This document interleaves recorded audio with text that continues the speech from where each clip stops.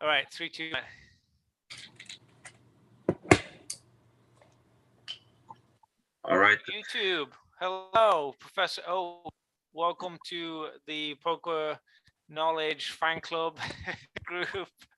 We are your favorite Poker Knowledge moderators, and we're going to have a game night. We're going to have some fun. So, welcome in. I see there's a lot of cool people here. Chief Keen, Pokemon DNA, Dan, Ivy, Chavi, Felipe, Pokemon. Oh my gosh. All the rock stars. I love it.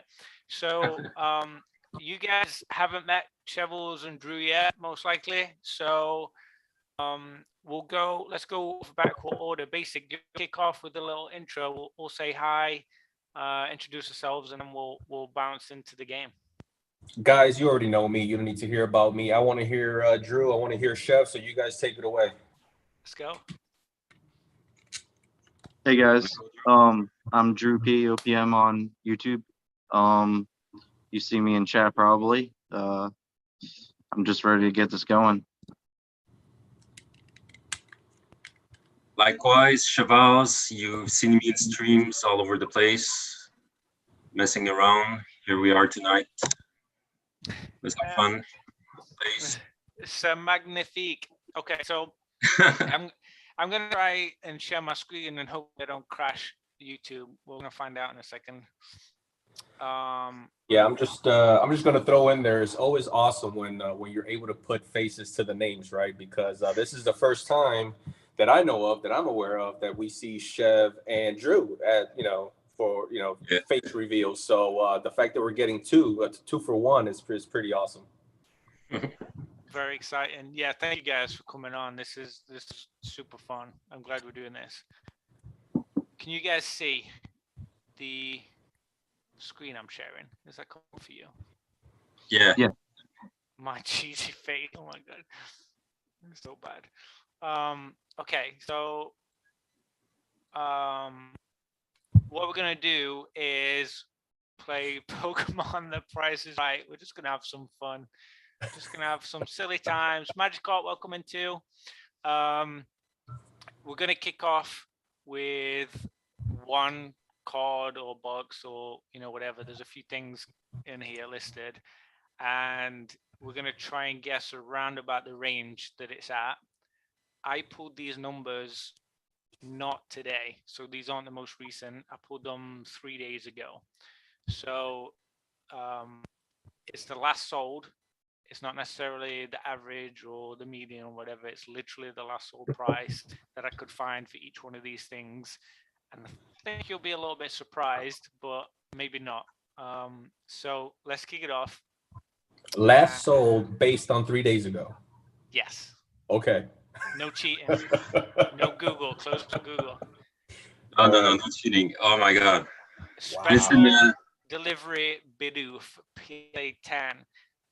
And I will give a hint. Last year, when I managed to get my second one, graded it, got the 10, I sold it the next day for like 700. I think it was around 699. I think I did. So, what do you guys think? And also, chat. I want to know what your guess is for what they sold at this week. So how are we going to do this? Is it a specific order? Yeah, let's go in alphabetical order. So we'll go basic, Chevals, Drew for each turn. All right, I'm gonna go 565 with 31 cents. 565. Chevals, where you at? I'll take a round number. I'll go with 700. 700. Drew? 650. This is already fun. All right, chat. What we're thinking? We've got Ivy at $3. She's not a Bidoof fan. Chief Keen 650. Pokemon DNA 735. Dan is right on a bob. Rabbit Squirrel 1100. I think those guys saw. So you guys saw the TCA consignment that this wasn't the TCA one. This was one after. Chavez 500.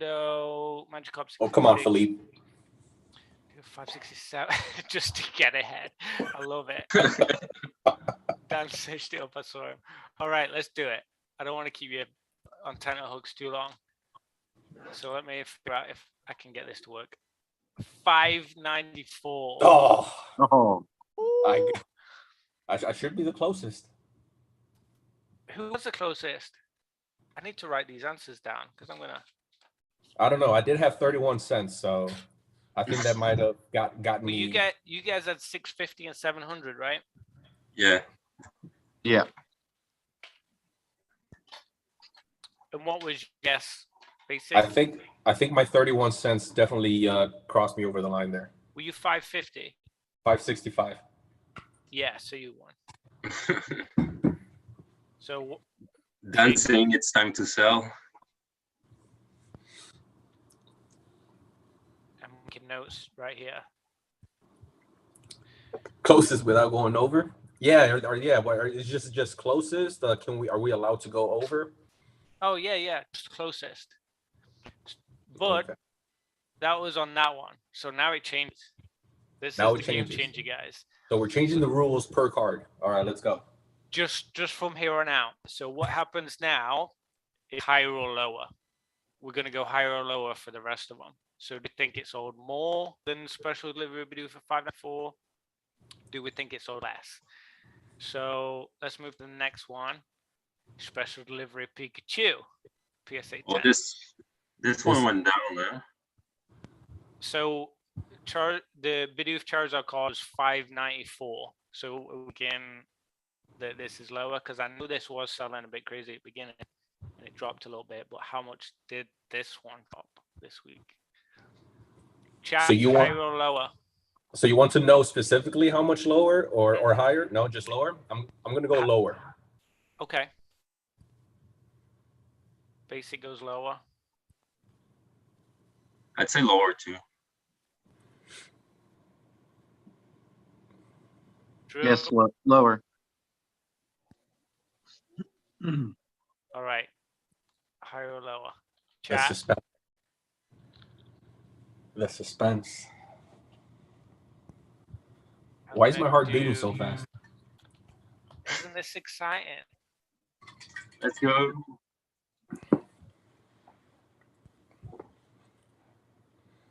This will be the giveaway. This will be the giveaway by the end of the night. PSA 10.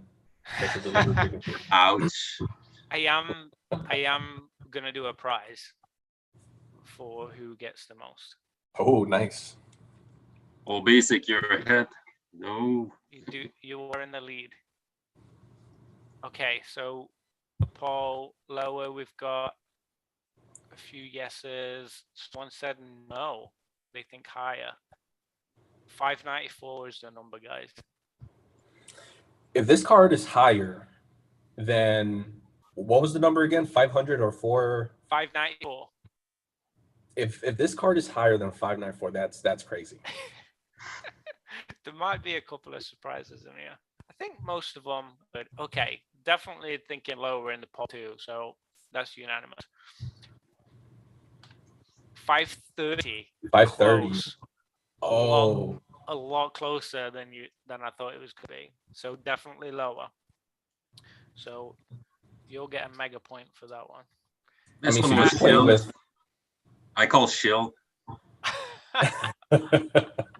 This was eBay, not PWCC, just to confirm. Cheers to the drinks. Cheers. Okay. Yeah, 530. 530 is a phone one. We definitely need to count on the chat, I think, because chat was very good on this tonight.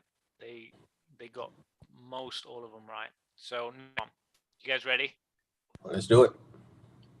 Pikachu on the ball. PSA Ooh, 10. okay. Bit more modern, a little bit closer to home, a little bit English going on right there. This one, I know Raw has been selling considerably higher than the rest of the on the balls just because of demand, and I think they gave less out. So this one is definitely the highest out of the futsal group. But that one Are you trying to throw us off? was 530. We're thinking higher or lower? Lower. Lower. I'd Well- say because of the Pikachu tax, I'll say higher. Pikachu tax. Okay, but Yeah, I have no idea about those cards. Pikachu special delivery Pikachu tax too. Lower. Basic says lower. I say higher to the moon. Let's go. Drew, I'll go with side? lower. You gotta go lower. Ooh. Okay. I'm making a note so I don't forget. Chat. Let's do another quick poll.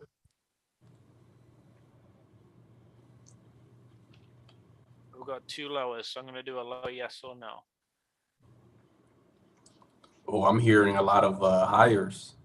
I'm seeing a lot of hires. You feel Muy, the muy, muy más, says Muy Dan. más. mucho calor, mucho calor. PK just said this is the best chat out there. Hell yeah. But every superstar in this chat, PK, you're one of them. Don't be modest. Chat is with Dude. me. Come on, let's go, guys. Coming for you, Basic. Chev is gonna tie it up. I feel like, based on the chat, Chev is gonna tie it up. Chat's thinking higher. Ooh, this could Chev be a is swinging for the deciding one. Chev's swinging for the fences here. This is fun. Profiles higher, Pokemon DNA is higher, Troy higher, Felipe higher. Okay. 2/3 higher. Okay, amending poll. Let's go. 710. Wow. 150 higher. So Chevals, point you, baby cakes. We are there. Let's go. Let's That go. is very surprising. 710 for a futsal Pikachu. It must be the Logan futsal. Paul, after Logan Paul, you're still surprised by this kind of stuff? Yeah. I've got an unpopular opinion. I know Rattle likes to talk about those. This, to me, is a trophy card because you had to be in a competition to be able to get it.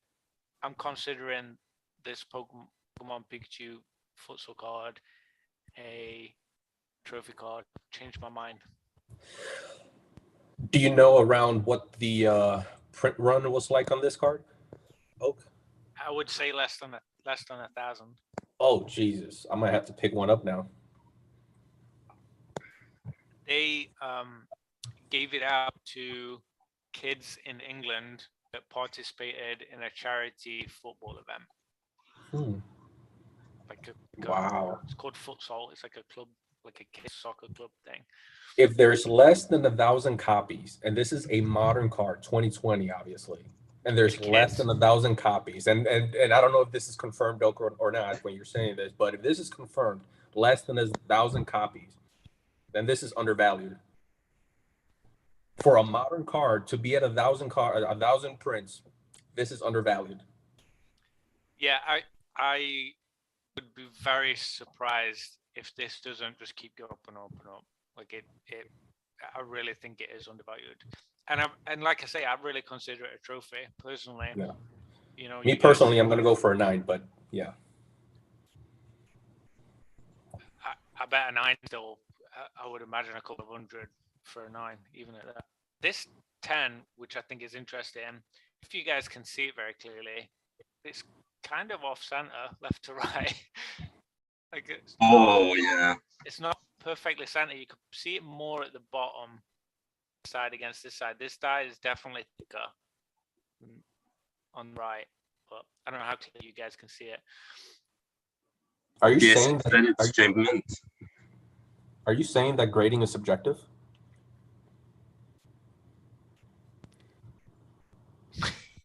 They use computers, right? Look at him. Next one. Let's move on. 710. Okay, you ready? Let's do it. A Generations Elite Trainer Box. Uh, Higher or lower 710. This one's where it starts to switch up and get a little trickier. You go basic. Oh, what do I gotta go first now? Okay, I can go first if you want. No problem. 710. So this one was tricky, right? Because during the hype, I think this one reached like $1,200, $1,300.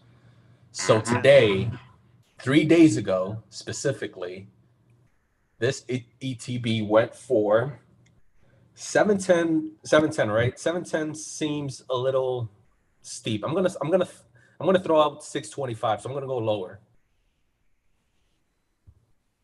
625. I'm gonna go lower on this one. Okay. Lower. No. Yeah. No, I'm sorry, basic, but Oh man. no, I think you're wrong, man.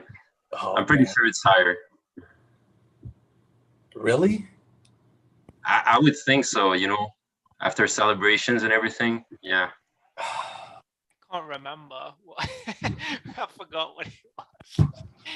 But I think this is a very desirable set in November, December last year. This was like desirable because of the 25th. I think people were trying to pair up. This week, I don't know how many people are talking about and chasing generations.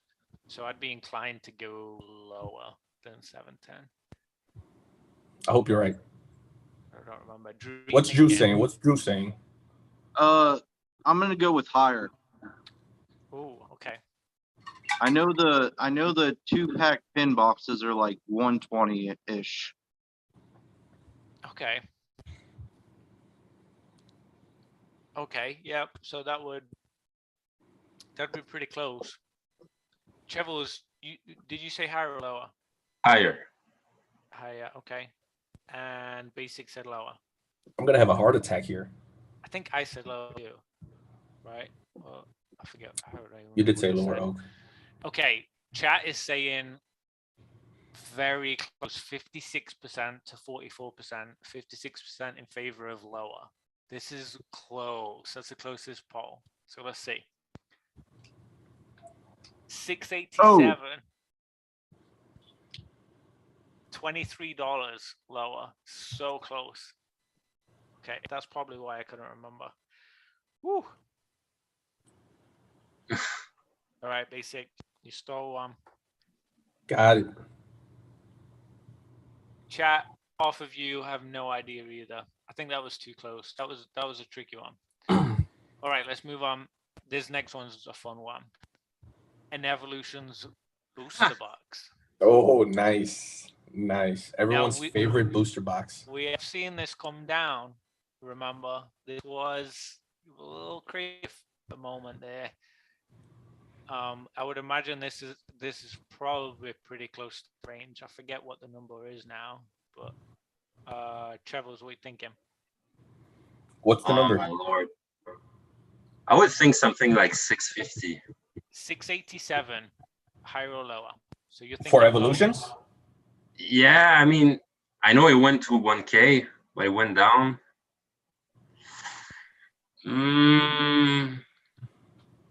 Oh, are you saying 687 is the number for Evolutions? Higher or lower? No, 687 was generations. So it needs Oh, to okay. be for the Evolutions booster bug higher than 687 or lower than 687. Gotcha. I'm going to go higher. Oh my God. Drop my pen. Evolutions to the moon. You're thinking higher. Okay. Yes. I'm thinking slightly lower. Slightly lower. Okay. I'm gonna go with higher. I think I would go higher. I feel like it's right at that range though. Chat is saying higher. 3/4 saying higher. Okay. I'm pretty sure I'm wrong. Let's see. 927 sold on Tuesday. That was the last sold, 927? On Tuesday. Wow. Do you know what you can buy for 927? Wow. You can buy a lot of Dollar Tree packs. Okay, I'm bullish on this hobby now. I'm bullish. And this is before taxes, right? This is the just winning bid. This is Yeah. not even with shipping or anything. This was just straight the winning final. Wow. bid. So this And is over $1,000. And these were all auction. Just No buy it now. It's just to clarify. I didn't want any like offers or anything to mess around with it. Josh says that he sold one yesterday. Green shares, how much was it? Was it 927? Were you in that range? Okay, so Basic and Juju both got the point. we all got duped. We sure did on evolutions.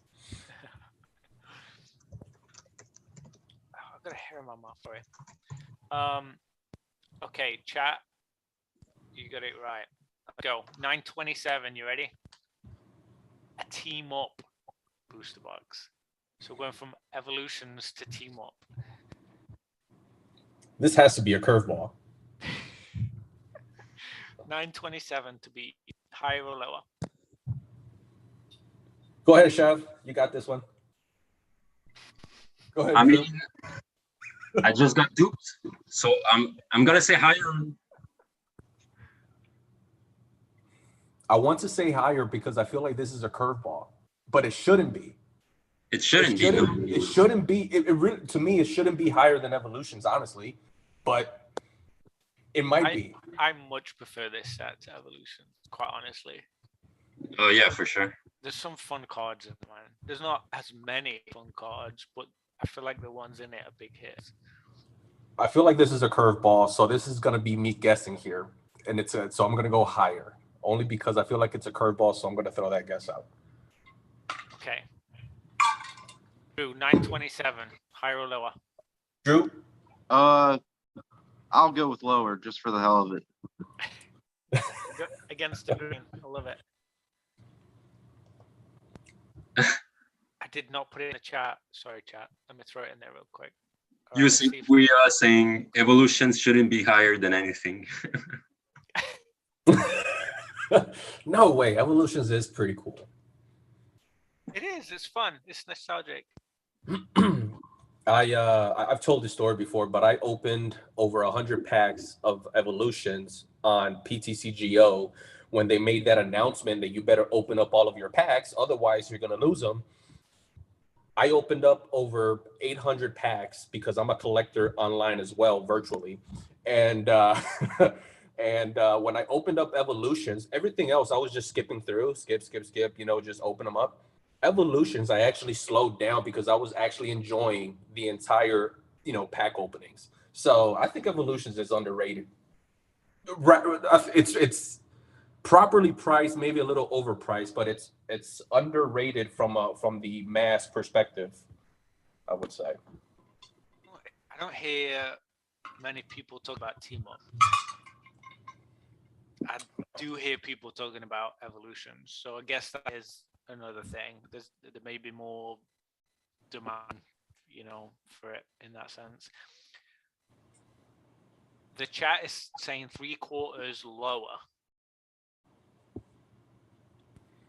It should be lower in my eyes. Okay, so 927 for evolutions team up, 790. Job, Drew. True. Drew with a All bomb. right. Guys, this getting close. You guys are like, That's not really fair. Comparing to evolutions.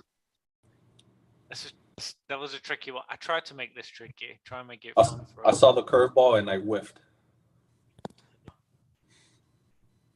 Can hit them all.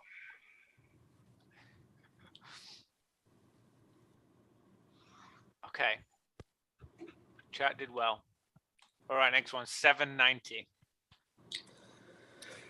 This is a Rebel Clash master set. Every card open, put every card in a binder. This is a picture of the actual binder that was listed. This is some of the cards in it.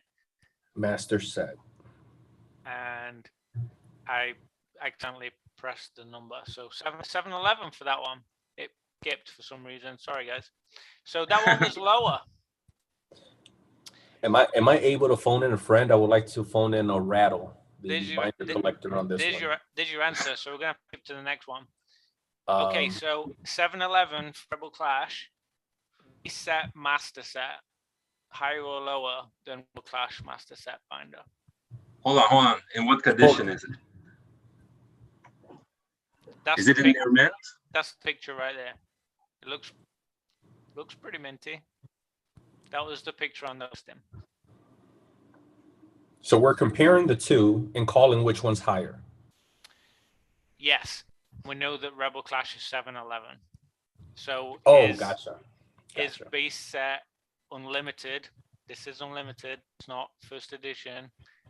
Looks fairly minty. I mean, Can we see the backs? that's the only picture. Okay. Out of the sleeves, man. Come on. The sleeved. This isn't a binder. They are individually wrapped and sleeved in one touches. Or Unlimited. Whatever you call them. Unlimited. I'm gonna go with lower. I know this is master only set. assuming that condition is not that great. Okay. Let's ask the chat. Drew, what are you thinking? I'll go with higher. Higher than 7-Eleven. Trevor, what Yeah. are you thinking? I'm thinking if they're truly near mint, only the 3 starters, the big 3, like it should be a couple hundreds. But the fact that you chose it might mean that there's something tricky going on, and you want to demonstrate that the worst set of Sword and Shield sells for higher than the first set ever. So I'm gonna say lower. Oak, for the record, I'm not liking these psychological games you're playing with us here. Yeah, Chevals, I agree with you. That sounds pretty good. That's my tinfoil hat Okay. theory. So I have asked the chat, higher or lower. I said higher or lower. They are saying 77% higher. And we're talking about Rebel Clash Master Set. Just to be clear, Rebel Clash Master Set, 7-Eleven for a bindful against a bunch of individually sleeved base set Master Set Unlimited. I don't see, I mean, I can't see them that clear, but they don't look damaged at all, honestly. I feel like you can get a master set PSA 7s for about $700-800. Really? A PSA 7 Charizard, it's what, 400? Everything else would be like $30-40, you know? Yeah. That wasn't the case not so long ago. Yeah, definitely not. Yeah. Chat is saying 2/3 higher than 7-Eleven. 560. There we go. This one for me, the biggest, like, wait, what? Rebel Clash is selling for higher. But we have to bear in mind volume. So the amount of cards in there too. I think that is maybe a part of it.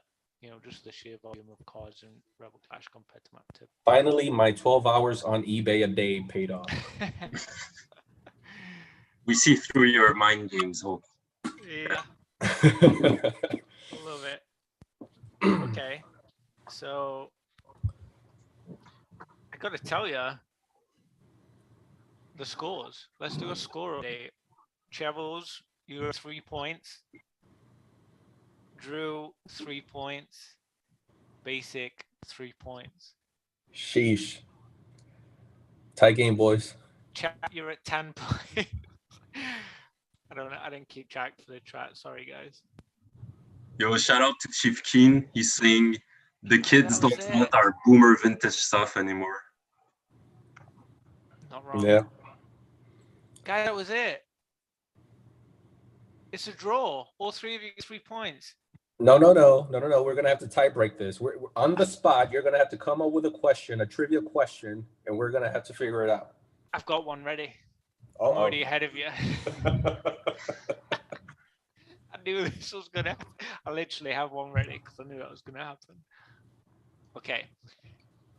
I'm gonna pick. I have 15 ready actually. That's how ready I am. Still Oh, PK. Oh,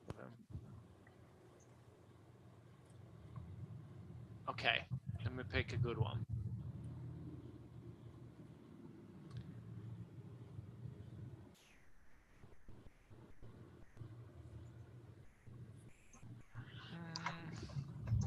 Oh, these are a little bit too easy. I'm trying to find a difficult one where we may actually find a winner.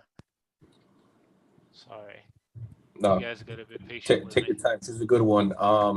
Both Drew and Chev, you guys are out in Canada, correct? No, I'm in Florida.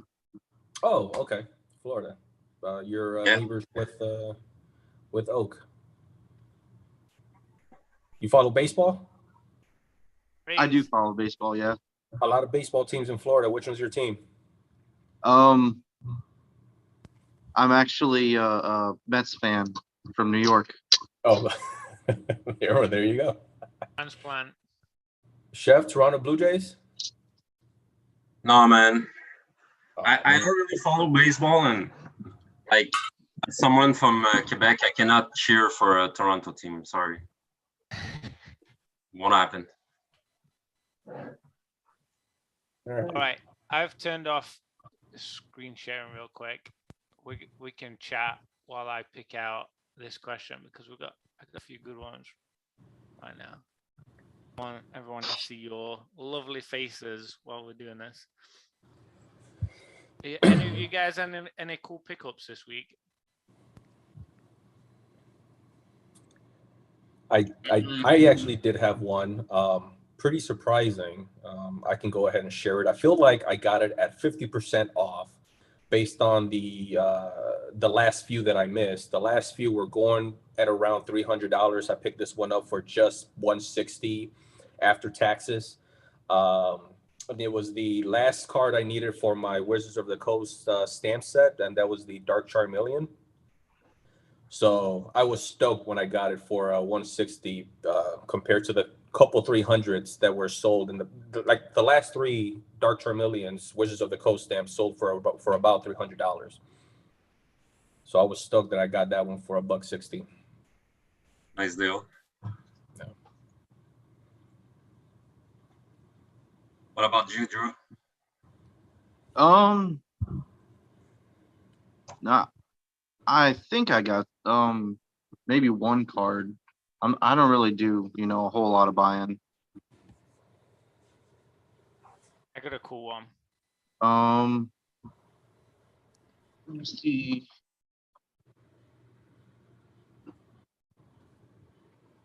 Last thing I got.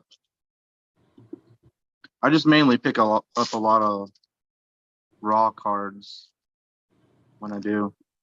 The last one I got was Oh,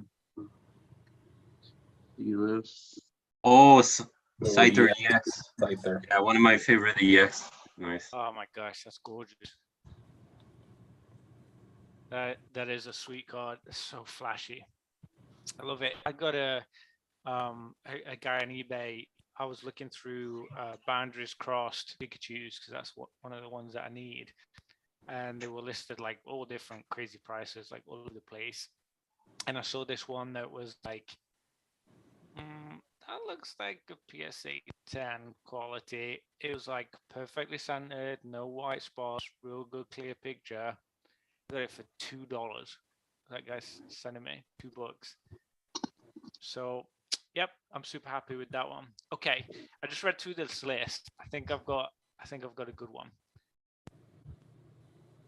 I'm trying to think how I can put this in the poll for the chat. It's a real simple one, but it's tricky. You ready? How old is Ash Ketchum? I'll give you three options, right? So you got 1 in 3 chance. 9 years old, 10 years old, or 12 years old. Oh, okay. So this is based. Okay. So okay. All right. That helps. Chat, over to you. You guys get involved in this too. 9, 10, or 12. How old is Ash Ketchum? And 10. remember, he never celebrates any birthdays. His doesn't get any 10. older. It's 10 years old.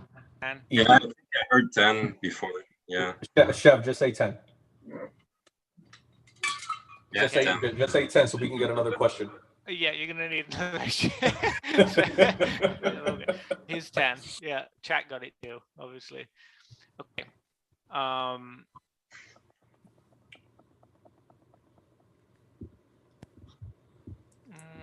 God. Okay. I'm trying to think of one where you won't know it as soon as you hear the options. How about no options? How about let's do that one? Then I'll Okay. lose. Spice it up a bit. Yeah. Okay, I'll do you the hardest one then. Which Pokemon has the most heads?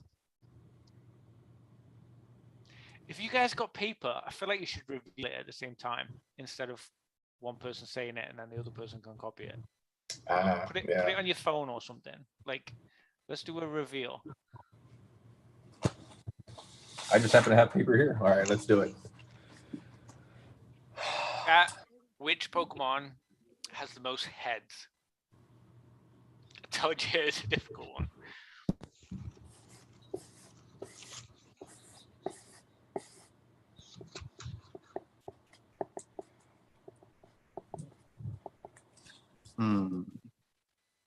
I think I have my answer. I feel like I'm gonna lose, but I think I have my answer. All right, you guys tell me when you're ready. Yeah, I got mine too. You ready, Drew? All right, basic. What's your answer? Execute. Chevals. Same. Execute. You can count me out because I don't have any paper near me. Oh. All right, let's do another tiebreaker. Cheers to that, man. You'd have to give me a minute to go find something. Okay. Yeah, go do it. Okay. Let's call that a tie still. Grab your phone or a paper or something. I think Dan's right. I feel like there's got to be another Pokemon with more than 5 heads that I just don't know of. Because I'm still finding out about new Pokemon today. But it is execute. Okay. Yeah. I was gonna say if there's a Pokemon with 6 heads, that's crazy. God, Pokemon DNA just told me to open the package. I forgot all of it. I don't know. I'm not too familiar with all the new Pokemon, so could have been a swarm of birds or fish or something. So many. Yeah, these guys got it in the chat. It's some smart cookies in this chat tonight. I love it. Okay, let's pick another good one. Blue Eyes White Dragon. I know. Derek. Zito.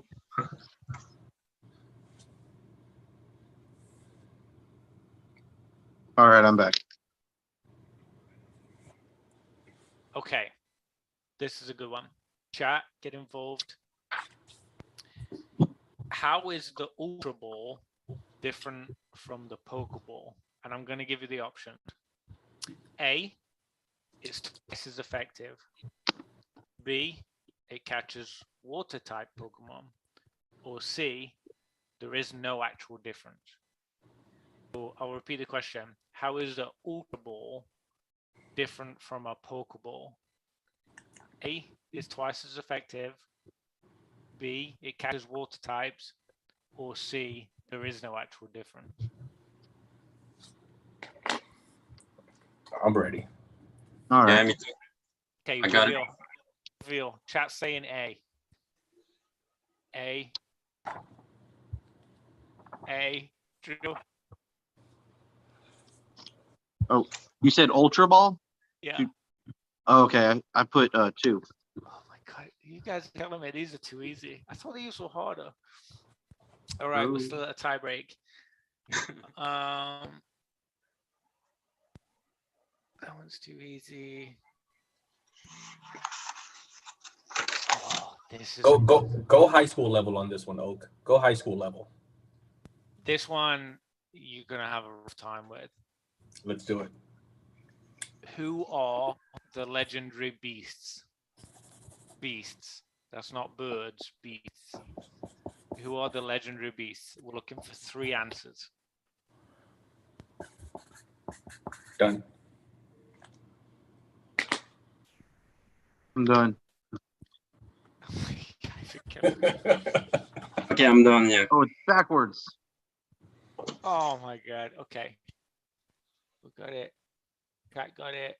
You guys are, oh my god, you guys are friggin' rock star. I can't even deal with this. Okay. Who is this is gonna go on all night. You guys know everything about Pokemon. This one might be tricky. If you haven't played the games, it might be a bit tricky. What is Silphco? That's Silphco. What? Can you repeat that? I'll put in the chat too, so you can, because I know I've got the dodgy accent. So it's either A, a prison, B, a cafe, or C, a manufacturer of tools and appliances. What is Silphco?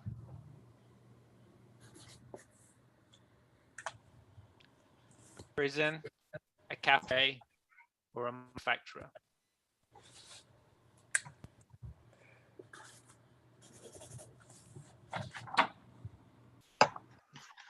C. Oh my God. Drew, what do you get? Cafe. I have no idea. Drew, you're eliminated. He No, did have C. He does have C in the word. Yeah. I think that's what he meant. We are okay. Now we're head to head. Chevals and basics, and now we need a 50-50. Okay. Let's go. I think Drew said CAF.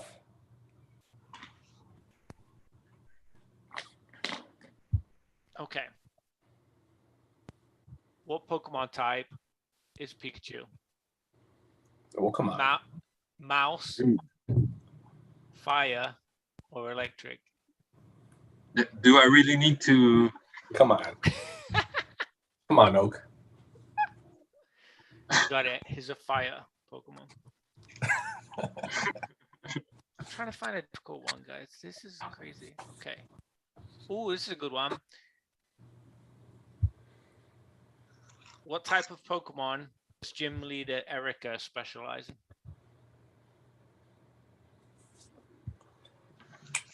What type of Pokemon does gym leader Erica specialize in? OG, first gen. You ready? Ready.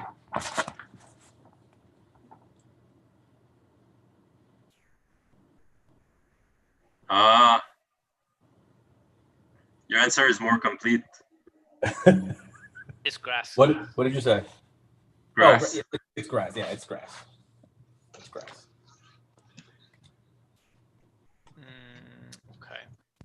Let me see if I can find a better one. Guys, I did not expect you to be going on this long. I should. All right, let's go collegiate level now. I'm looking for a new list because I think this list is too easy. The one I had ready.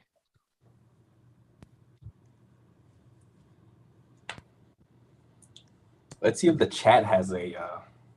Do they have a good question? Let's see. Who in the chat would have a good trivia question? Dan, PK. I've got a good one. All right, let's go. And this is kind of a little bit out of the box. I don't know if this one might be a bit too far out there. Pokemon is the second best selling video game franchise. Behind what? So what's the number one best selling video game franchise? What is Pokemon behind in video games? Second best video game franchise in the world. What is it behind? What's the number one? Write it down, don't say it out. Chev, how confident are you in this one? Mildly, not really. Is it too far? I have a couple of. I'm hesitating between two choices. Um, I'm gonna go with it as a total guess, but I feel like it's wrong. I'm probably wrong too, but let's try it. Ready? Oh no! It's Mario. See, My other I shouldn't doubt you. my other option was going to be Home Alone from Sega.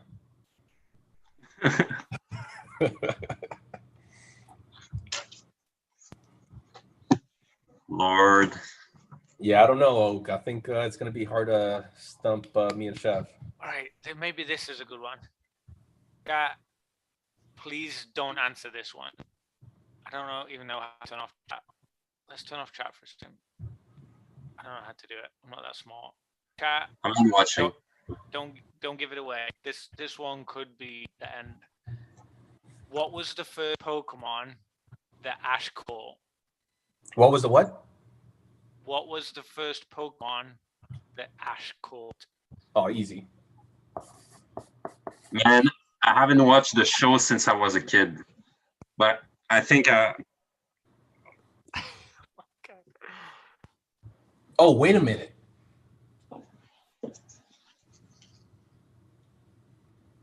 I'm probably wrong, but Never mind.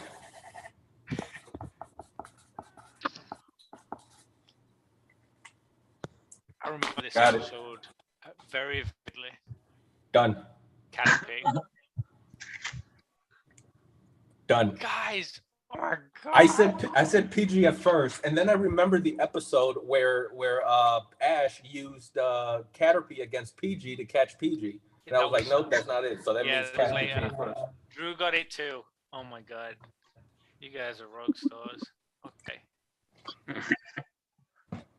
Episodes trivia. Yeah, let's do that. Episodes trivia. Chef doesn't know much about the episodes. No, let's not do that. That's not fair. I think it does.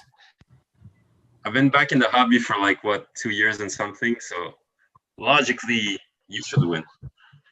The pressure's on you. Oh, this one you Yikes. won't know. This one you definitely will know. Like for real. I don't even know this one. I was very surprised at this answer. What is the most common type of Pokemon? So we're talking all the psychic, like fighting energy, water, grass, fire, like everything. What is the most common? What is the most Pokemon of type wise currently? Total guess here, but based on me going through my bulk for like the past week, I'm this is what Hold on. Colorless, Drew says. Chevals, what you got? Total guess here. It's normal grass. I feel like it's an educated guess, but it's a guess. Water. What? 133. We're both from normal basic. All right. So it's still we're still at an ultimatum right here. Okay, this is a good one. So you're gonna have to count this in your head. How many types are there? How many what? How many types are there? And I don't think any of the three of you are gonna get this right. No. It's like sound rude, but like that's a pretty difficult one. So whoever's closest, I think will say. So how many Is types that of like Pokemon? total over the years? Like, Yes. are you including fairy? Yep. Yeah. You're talking only energy or? Yeah, every type. Fire, grass, let's do it. Types, but not energy. Actual types. Yes, just to clarify, like full-on everything. types. Oh Yeah. God. Yeah. Okay. So there's more than you would think, obviously. Yeah. All right. So who was closest? That's why I'm saying this one is actually quite a difficult one. I really don't think you'd get this one. I don't have the memory capacity for that. Okay, I have an answer, I think. Andy's saying 9, Magic's saying 15, Chief Keen 13, Max Wolf 13. Can I ask a question? Can I ask a question, Oak? Yeah.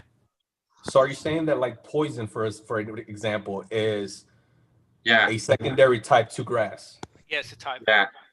yeah, like Oh. bugs, Oh, everything. so then it's way more than 13. Bug Pokemon, yeah. So I'm just gonna throw random. Okay, all right. You ready? Nothing. All right, I'm ready. All right, who's closest? PK said 69. 23. I Chevals should write the other 23. side. 636. Drew, what are you thinking? 17. 17. It's 18. Ah, Damn. Technically, Chevals wins. You're the closest, and that was the ultimate between you and Basic. But Drew, Dev, you you're got that right on the money there. You were one away. 18. So we've got normal, fire, water, grass, flying, fighting, poison, electric, ground, rock, psychic, ice, bug, ghost, steel, dragon, dog, and fairy. Fairy doesn't count. Finishing off right there. Wow. Because if you just count, that's got to be way off though. Because if you just count the actual energy, you're looking at what did I write? 10 of them, 11 of them. Yeah. And then if you're counting poison and ice and all that good stuff, there's only 18. Wow. That's crazy. For now. For now. Who knows? Who knows in that Jan what's gonna shake up? The rainbow type or something crazy. That duck seems like it's something crazy, so yeah. Quaxley has my vote just for the ridiculousness of it, honestly. Congratulations, Chev. Thank you. Good job, Good game, Chevals. guys. Bringing the trophy back to Quebec. Then the chat. Crossing the border, man. Beluga hit 18, Trapper hit 18, Ancient Mew is 16, very close. A couple of good guesses there. Yeah, pretty cool game, Oak. I gotta say, I appreciated this. This was definitely awesome. I think the hobby needs more of this content out there. So why not, right? Hopefully, more content creators copy this. I want them to copy this because this is awesome. Yeah, hopefully it's fun. I'm glad you guys took a part of it. I think I know it's obviously like dumb stuff we talked about, but a little bit of education there. We all learned that there's 18 types. I don't think anyone actually solidly knew that. I know I didn't, that's for sure. Had no clue. Dan Caterpie. That Dan Caterpie. Okay, so yeah, game over. You guys want to stay and chill out, have a beer? Let's do it. I mean, I ran out of my concoction here, but sure. Go refill. Yeah, sure? Where's your tequila, man? Say again? Go refill. Where's your tequila? Yeah. Oh, it's in the kitchen. Go. Let's go. All right. You guys keep it going. Love that. Yeah, man. How many people in chat right now? We got 19. Oh. We got some superstars in here tonight. They're cool people. Chat, do you guys have any questions for us? This is your first time meeting Chevals and Drew. You got any questions for the PK fan club that we've got? Luke, you should open the package. Yeah, I should open the package. What is your questions if you have anything? DNA is excited about the fun present that he sent me. Let's see this. I've been itching to open it all week. Oh, Magic Carp is asking favorite card in your collection, guys. Ooh. That's a tricky one. I think I know. Yeah. You do? Yeah, I think that would be my first slab I ever bought when I came back in the hobby. It's first edition Dark Raichu. Wow.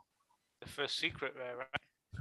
Yeah, I pulled it as a kid, but my collection got stolen, and I never No. forgot about it. Yeah, Ah, and when I came back, yeah, I bought it for my birthday.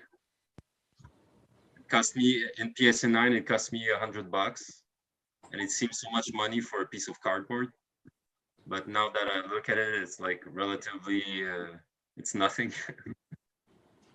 nothing. You know, after Logan Paul buying the Pikachu illustrator and everything. Pikachu Illustrator. What did I miss? 7 digits. Fucking 7 digits here. So we are actually talking favorite card in collection, Magikarps. I think you know Magikarp, right, Basic? Magikarp is actually my brother. His special introduction in the chat splash. I like that. Only 19 more levels to go. Only 19 more levels to go to evolve. Every time. Drew, what's your favorite card in your collection right now? It would probably be something that I pulled as a kid. I still have some of my cards from when I was a kid. I had it, my collection, like 2 different places. And some of them I still have. I have probably my favorite was Japanese Blaine's Charizard. Pretty special looking card. Yeah, yeah, back when I was a kid, I had a neighbor who used to sell Pokemon cards out of her house. And she was from Japan, and she had all the Japanese packs, back in the day. So I literally only had to walk like 10 feet to buy a couple packs whenever I could, get some money around. That's crazy. That's dope. Oh my god. I'm knocking on the door every day just trying to look at Yeah, she even used to display all the different packs in her window. Oh, her front window. Yeah. Oh my god. And the neighbor's parents must have hated her. Yeah, there was always kids going to her house. It was almost like the when the ice cream man comes down the street. Except it's permanent. Yeah.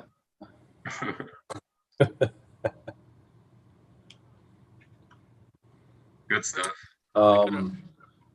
Basic favorite card in collection. Favorite card. You're not allowed to say Ponychu. Ponychu.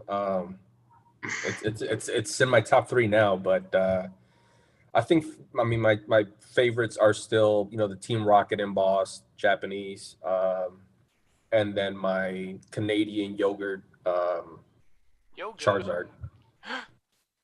The Danon. Yep. Who's that? I've showed you before. It's that tops looking Charizard. With like the purple background. Oh. Someone entered the chat. Hey, what's up, guys? Hey, Johnny Boy is in the house. Hey. Hold on, let me turn on this light. Me and Professor Oak were talking about this a little before the live stream. I said, "Oh, there's no way I could have all my mods on one live stream and not drop them." So. Let's do it. That's a nice surprise, man. I will do the rattle opening. So, and welcome back, guys. Cheers, man. For some reason, Cheers. Cheers. No. For some reason, this feels like we're about to get bonus checks, guys. I thought about sending you guys stuff, but then I found out I knew Chevals lived in Canada, but then I also found out that Drew lives in Canada. I'm like, oh, forget about it. I can't afford that. Except it's Florida. What is it? Drew's in Florida. Yeah. Oh, Drew's in Florida. Okay. All right. See, that makes it a little different. But no, it's always awesome. And I think Basic Trainer mentioned it earlier in your guys' live that just to put a face to the names you've seen in the chat for so often. And it's this weird thing and within this community, like I feel like I know you guys without actually meeting you in person. And it was the same feeling I had with Basic Trainer when I met him down at the Leonhardt Pop Shop. To meet him the first time, it was like, yeah, well, we're meeting for the first time, but at the same time, I still feel like I know you guys, and I still feel the same way about like Drew and Chevals, and obviously Professor Oak. We've talked so much now, so this is a pretty surreal experience for me. So, but I do want to know a little bit about your guys' backstory because we don't always, get to hear like deep into your Pokemon history, but mainly for like you. So I guess I want to know mainly about Chevals and Drew because Professor Oak's been on the channel and he's told me his backstory. I've met Basic Trainer, but Drew, so when did you get into Pokemon? Were you part of like that 99 generation or did you get in later with like e-readers and maybe even a little bit after that in Nintendo or Diamond and Pearl? Yeah, I was definitely original 99. The first pack I opened was base set.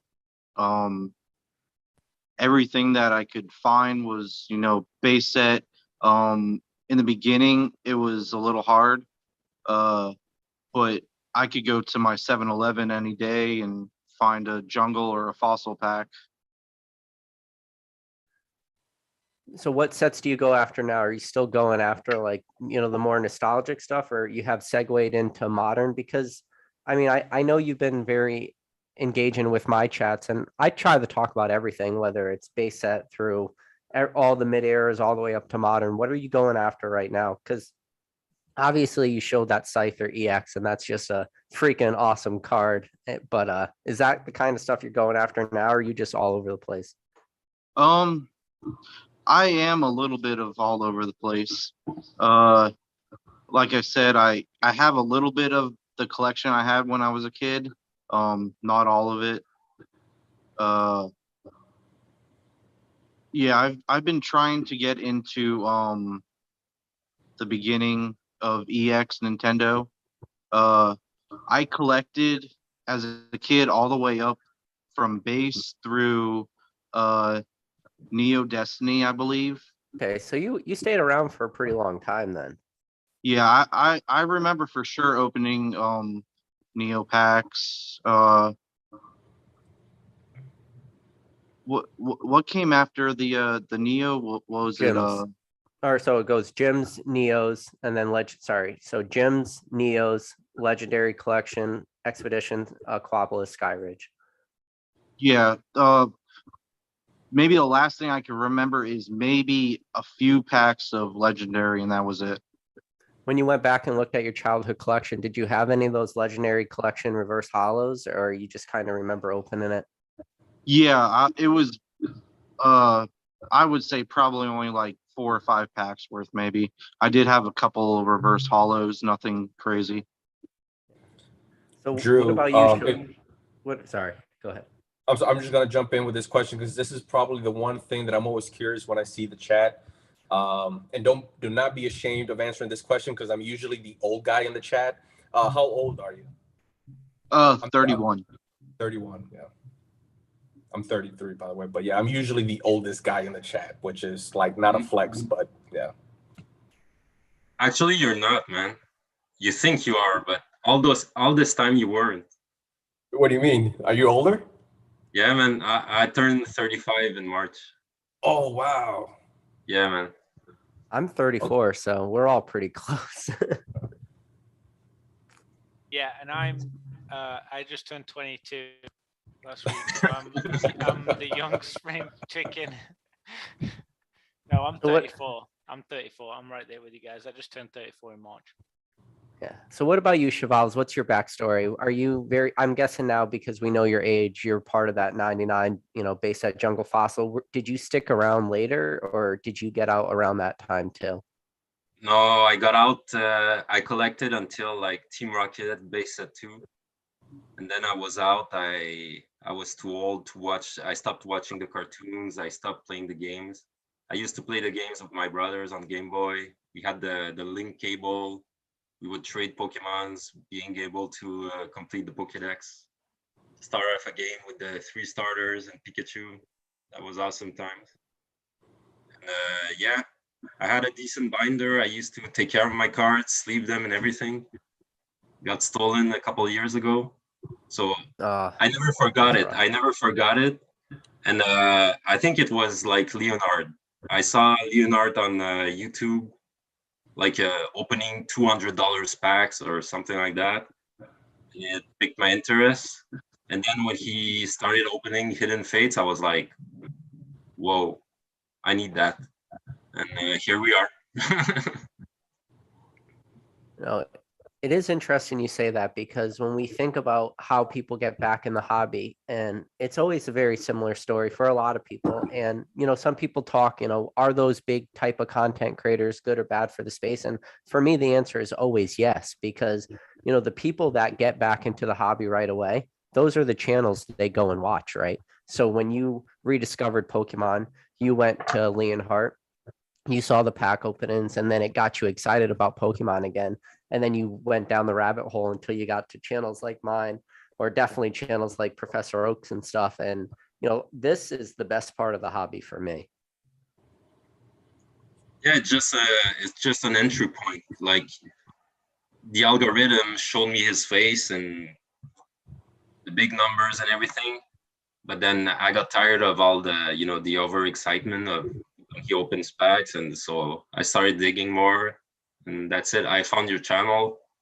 Like everyone else, I thought you were a skinny dude, like maybe 19 years old, but yeah.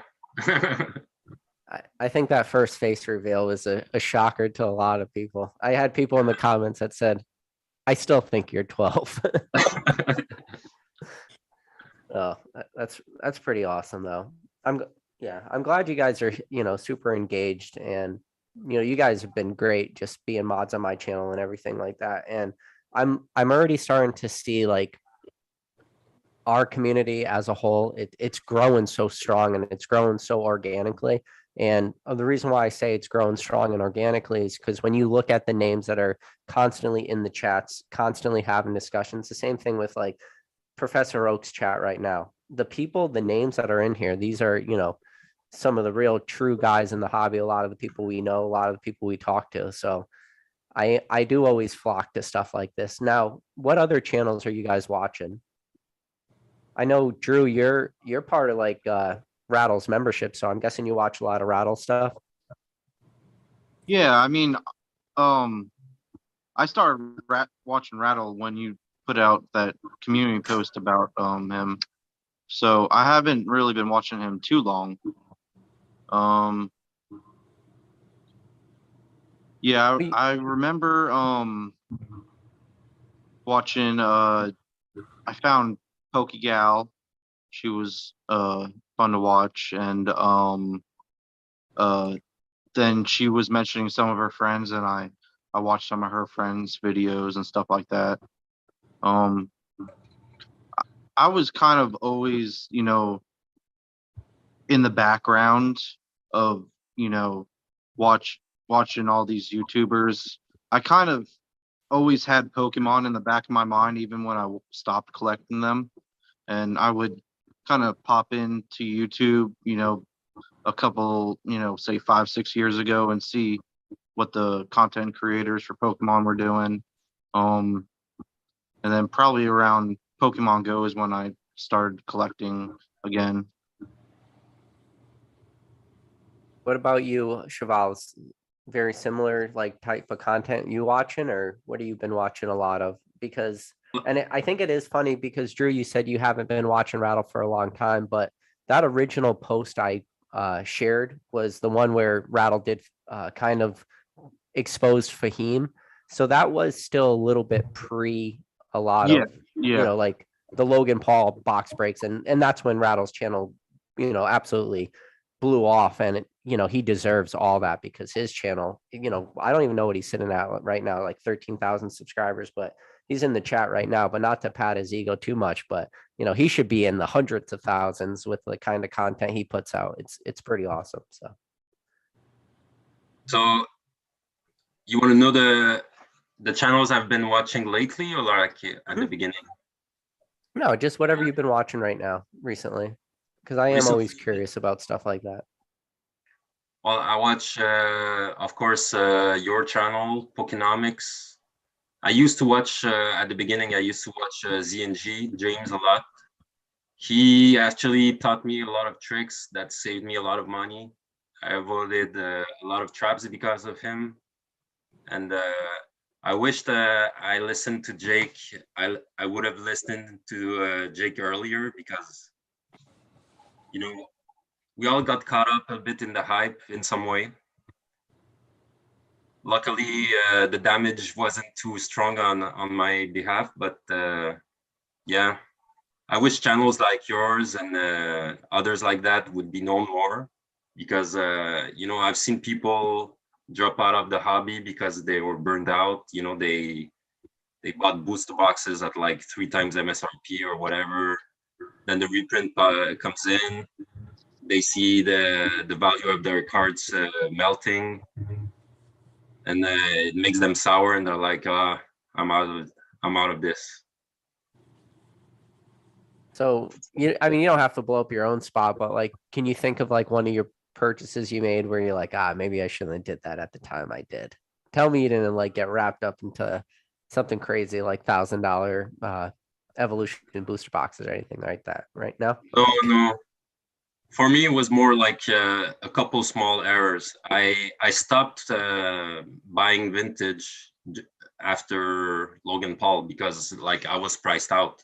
So I was trying to find some stuff in modern. I bought a couple of amazing rares for stupid prices, and I graded them even worse. So there was that. I think I FOMO'd into Shiny Star V's Charizards, and now they're not graded though, raw. And I bought, now they're worth like half of what I paid.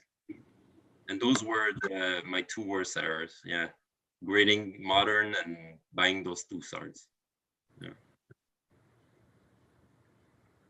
With CGC, by the way. Oh no, he said CGC. Yeah, I think CGC beat a lot of people up. So have any of you guys seen the recent news? I know somebody made a video earlier. I want to say, shoot, who made the video earlier today? Talking about how PWCC now offers the option where for $20 a card, you can send your cards directly to PWCC. They're going to have them graded through CGC with 10 business day turnaround times, and then they're going to be listed on the PWCC platform, and then you won't actually pay for those grading fees till after your card's sold. And I want to say maybe it was it was the Green Shiz made that video, and then I also saw the email from PWCC. Yeah. What do you guys think about that? Because I think that has the possibility to be super dangerous. If you guys have seen some like what the low cards at PWCC are doing and what the prices are selling for, a lot of these things aren't even selling for like the $10 minimum, meaning PWCC will then take hold or take ownership of your cards. So there's the potential where some people are going to grade for $20 at CGC. So they're already, grading with a grading company that they're going to get a lower price for than say if they did a PSA, and then going on the platform, having to sell for a certain premium. It could be dangerous. I don't know what you guys think about that. What about you, Professor Oak? I'm worried about volume. Honestly, even if they are cards currently worth $50, $60, $100, whatever, like if there's 2,000 of them get sent in, or 5,000, 10,000, like who knows how many you're gonna be hitting. You don't want duplicates in the same auction. You don't want 10, 15, 20 of the same card hitting at the similar grades. Like that's not going to be good at the same, especially when we're talking about a weekly auction, not monthly. Like there's a lot more, revolving doors with that. I can see PWCC taking some stock. Like they're gonna have a room full of cards. Honestly, that's my opinion. Do we know if subgrades are included? No. I think it's probably good not to grade with subgrades, seeing how it seems pretty apparent that they're giving 10s easier to cards without. What do you think about that basic, that whole I don't even know what you want to call it, like service that PWCC is offering through CGC? So that's $20. What was it before? And only because I haven't followed the CGC current prices. Just So, well, going straight to the way I quick. like to look at CGC is I look at it different timelines, right? So like up till February of 2021, it was $7.10 or $7.20 a card. So pretty much from July 2020 when they opened doors up till February 2021, it was $7.20, and that's taken into account the 15% off you get with the membership. And then after that, they raised prices to $8.10 a card with the membership. But then after that $8.10 increase, then it was the huge, increase up to $15 a card. And then with those increases, subgrades, increased pretty high too. So the subgrade prices increased to where CGC is at right now for bulk. It's $15 just for bulk, and then $10 on top of that if you want subgrades. So $25 a card. But I was watching Dan Ketchum's, shout out to him. He had a video earlier this week where he talked about it, where because of the price, there might be a play, and this is for high volume, folks, where they have a lot of stuff to get out there because of the return times. You're looking at less than, if I recall, less than 20 days, something along those lines, something in there, give or take. Crazy. So, yes. 20 days is crazy. Like, Yeah. if that really is true. So if those are your turnaround times, and now you're looking at $20, I mean, there's a huge play there, especially in mass quantities. But my initial thought is maybe this pushes PSA to get to the next, lower tier, which that's what excites me. I'm not looking at CGC. I'm not, if I'm submitting, I'm not submitting 500 cards anymore, right? I'm not doing that anymore. But I may have 5, 10, 20 cards that I want to submit. I'm still not doing CGC, but hopefully this pushes PSA to, get to the next lower tier, because they don't want to miss out on that market that's ready to go for $20. no, I think at the $20 grading tier, there is a lot of cards that then becomes into play. Because right now for PSA, I like to call it just the $50 tier is open, because you have to win like win the actual allotments in order to submit your cards, but you could also go through middlemen and submit unlimited cards for $50. But when you think about Pokemon, there's not a ton of cards that are really worth it to send at 50. But then when you get down to 20, yeah, there are a lot of cards to send, but then you also have to take into account the amount of cards worth it to send at $20 to CGC is a lot different than the cards that are worth it to send to PSA at $20. So And that's why that excites me for PSA. Hopefully this pushes them. They're in their boardroom meetings and saying, hey, CGC's making this move. We need to get this, pushed up a lot faster than originally we were thinking, because we need to get that $20. And again, maybe it's not $20, but maybe they push for 40, 35, and maybe that'll entice a lot more people to go towards that $20 or versus a $20 price for CGC, just to catch the premium in the market. You got to think that CGC knows that, kind of the day of reckoning is coming in a way, because there's just, in my opinion, like the more I've watched the market, because now we've seen a big enough sample time or size, the market's really played out for a lot of this stuff. We know what's happening. And if PSA is able to get their prices low and they're able to just turn and burn some of these cards, and everybody just says, oh, well, when PSA opens up bulk tiers again, turnaround times are going to increase again. And I don't think that's going to be the case for a while. I think PSA is going to continue to do these lotteries where they're only giving out X amount of, graded card submissions to people. So when that does happen, I just don't see CGC really being an option. And I have a feeling a lot of these CGC slabs are going to become like major bags in a way. Yeah, I agree. Again, my initial thought is how many people like myself, right? So again, back at the hype, I originally sent out something along the lines of 40, and it was just like Charizards, Blastoise, and Venusaurs. It was 75% that. And once December happened, because that was pre-Logan Paul, 1 month pre-Logan Paul. Once Logan Paul happened, everyone freaked out, including myself. I sent out 500 cards.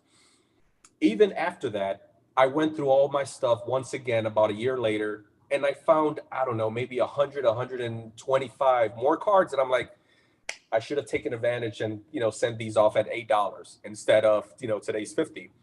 And I'm just a Joe Schmo. How many Joe Schmoes probably are dealing with the same issue, let alone, the big guys that have, thousands and thousands of cards in their log, but they just probably along the same lines. I was not willing to risk more than 500 cards and dealing with that bill. They probably were not, they were probably only dealing with a couple thousand, and that was the risk they were willing to take. But now they're sitting on thousands. I mean, we know of a few people just following them on YouTube that they're sitting on hundreds and hundreds, if not thousands, of cards that they're ready to send off, and flip. So, yeah, that was my angle on that one. What about you, Drew? Do you have any cards? Because you were saying you're mainly just a raw card collector. Do you do any grading yourself or no? No, I've never submitted myself. No. Can I ask you why though? Do you own any graded cards, or are you just strictly a raw collector? I do own a couple graded cards that I bought just because I wanted them. Nothing really crazy, over like $40. What about you, Professor Oak? What do you think? What do you think all this is going to have to do with the whole market as a whole, with lower PSA prices dropping eventually? I mean, because at this point, it's just a given in a way, right? Yeah. So the problem is people are worried about weakening demand because there's been a hype. We've been at the top, the creme de la creme of the top of the mountain in terms of demand and numbers and everything, and it's been coming down a lot more gently than I thought it was going to over the past year. I did think this time last year, I was thinking, by summer 2021, no one's going to be still like buying this stuff. Like, it's going to chill out and it's going to go back to like us, like the people that are actually in it, really in the hobby. People are still paying thousands of dollars for Pokemon cards. Like, people are still very active in it. People are still buying brand new products. I'm in Facebook groups, I'm in Discord and stuff, and people are still hyped and getting into it. I just saw a guy post today, about buying some Brilliant Stars ETBs, and then my barber, literally the guy that cuts my hair, is an absolute rock star, amazing photographer. He has like a lot of cool hobbies. I was telling him what I do, with these videos and what I collect, and I showed him some of my cards. He bought like 5 Brilliant Stars ETBs. He's like, "Oh my god, I'm back in it. Like, you've sucked me in. That's it." So like, even now, like 2 years after hype and craziness, like, people are still getting into this. There's still so much demand there from new people, kids, people reliving. Like, it's just a very odd spot for like the collector, the buyer, investor, all that kind of stuff. I think people are enjoying it, and I think right now, with people enjoying it, I feel very positive about the market, and I don't think the grading with CGC or PSA has as dramatic effect as we thought maybe a little while ago. I think a lot of people respect CGC a lot more than we maybe thought they would, and PSA doesn't want our service. They don't have a realistic price point service right now. They don't want our custom, so that's a problem. That really is. Like, how many people want to pay $50 to grade a card? Really? Like, really? That's a lot of money. I've like probably 200 cards here. I'm not paying thousands of dollars to grade all those cards. Like, that is literally thousands of dollars to grade all of those. Based on the latest news with CGC and the partnership with PWCC, do you think PSA is having those conversations? I think PSA is probably cocky about it. Honestly, I think they're feeling confident that they know that they're the market leader. They are They are the brand. the base of like what people want to collect. Set Registry is a classic example of it. You know, I had Greg on the channel. He was a fantastic guy, but like people like PSA, people collect PSA, and it's not just Pokemon. There's a lot of other hobbies where PSA is, you know, pretty high level in terms of his opinion. So it's tricky for me. What I am surprised is the volume that CGC managed to knock out in the past year or so. I didn't expect them to do that many cards, you know, when they released those numbers recently, 7 digits. Very, very surprising. The pop report has me a little scared, a little worried. You guys probably saw, you know, the couple of videos that have been out this week about that, but yeah, I don't know. So it's pretty funny about CDC. Just the other day, I messaged a guy on Instagram. His Instagram handle is Word of Geek, but he had graded Nidoking base set unlimited card, and it hit a CGC 9.5, and the case got cracked. So he sent it to CGC just for them to repair the case. When the card came back to him, it came back a pristine 10. What do you guys think about that? And he didn't ask for it? He didn't ask for it. He sent it back as a repair, and it came back a 10. So they did it as a regrade. It went through grading again. So that's what must have happened, because Yeah. he sent it back to be repaired because the case was cracked, and it must have went through the regrading process. So like, I'm just looking at the Instagram chat he sent back to me, and he said he complained to CDC, and now they are regrading all 360 of his cards for free. So they're regrading his entire 360 card submission for free after they messed up. Well, I guess that's a mess up, right? Because he sent that card away for a repair, and it accidentally went through the regrading process, and he got a 10 on that. And I think it's crazy. I mean, it's just the most ridiculous story. What's the grade? It's a win. It's a What win. So win? congratulations to him. But I mean, it just goes to show kind of what I joked around earlier when I said, "Oh, do you mean that grading is subjective?" PSA does it too. To be fair, it's subjective, right? I believe, once again, Dan, for the amazing, you know, content. If you send in the same card 100 times over, you're gonna get, you know, 70% X grade, 30%, you know, 20% X grade, 10% X grade. It's gonna vary, you know. It's so we also have to be self-aware that this is across the board, not just anyone. It just so happens that CGC is making this change right now, and they're being vocal in a sense about it because the data is just right there, you know, smacking you in the face.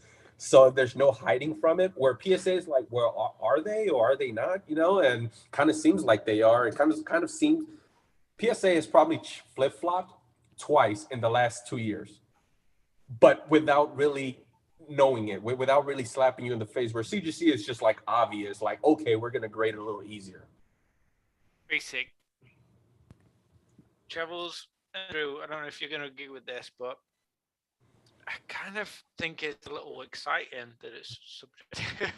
Like, I feel like there's a little bit of like unknown chase lottery, like scrap type feeling with grading some cards. Like, am I going to get a 10?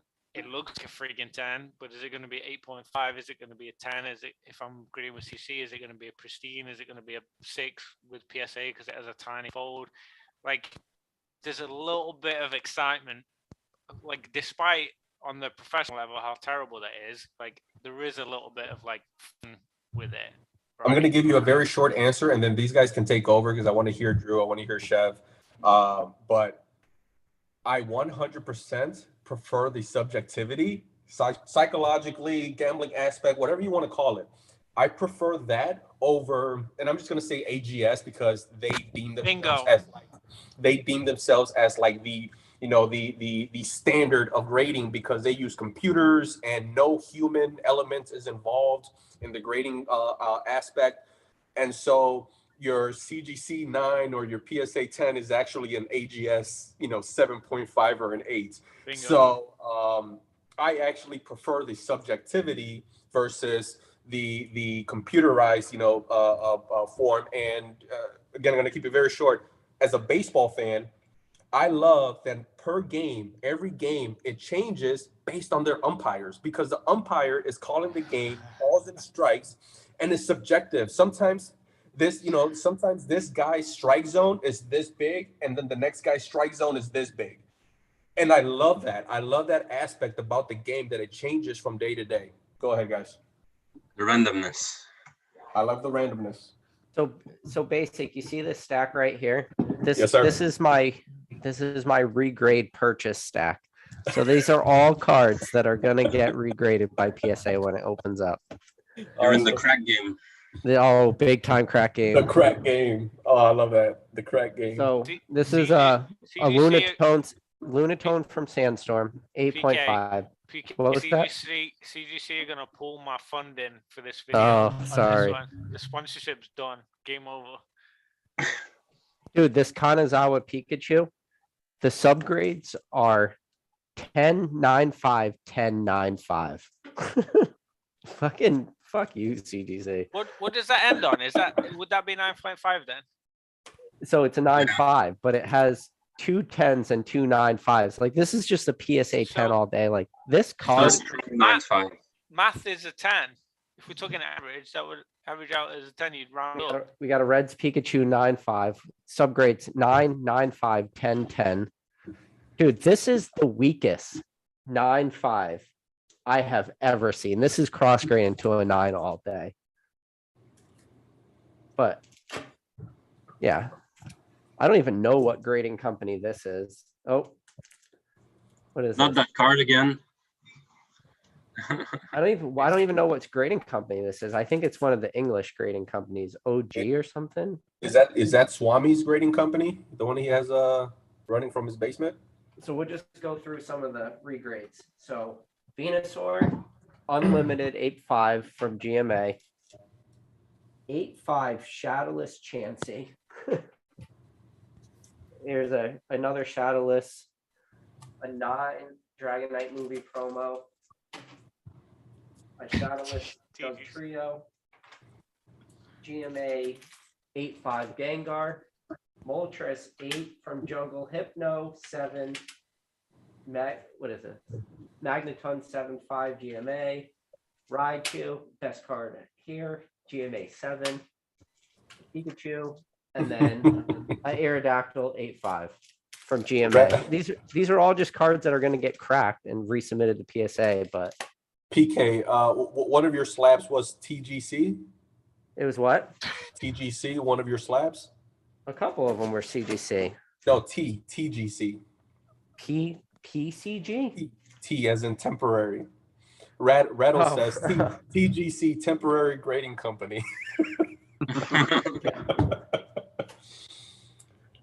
I love that, Chev. So let me ask you a question. That's So I was a thinking 10. about doing. It's a 10. The card's a 10. It's a doesn't 10 make- all day. Why is there a 9.5? Why is there a 9? And why is there 5 variations of 10 with CGC? That frustrates the F out of me. Yeah. 5 different 10s. I have some cards. So What? remember how I did my big Skyridge return and I got all 9s. I didn't get any 9.5s.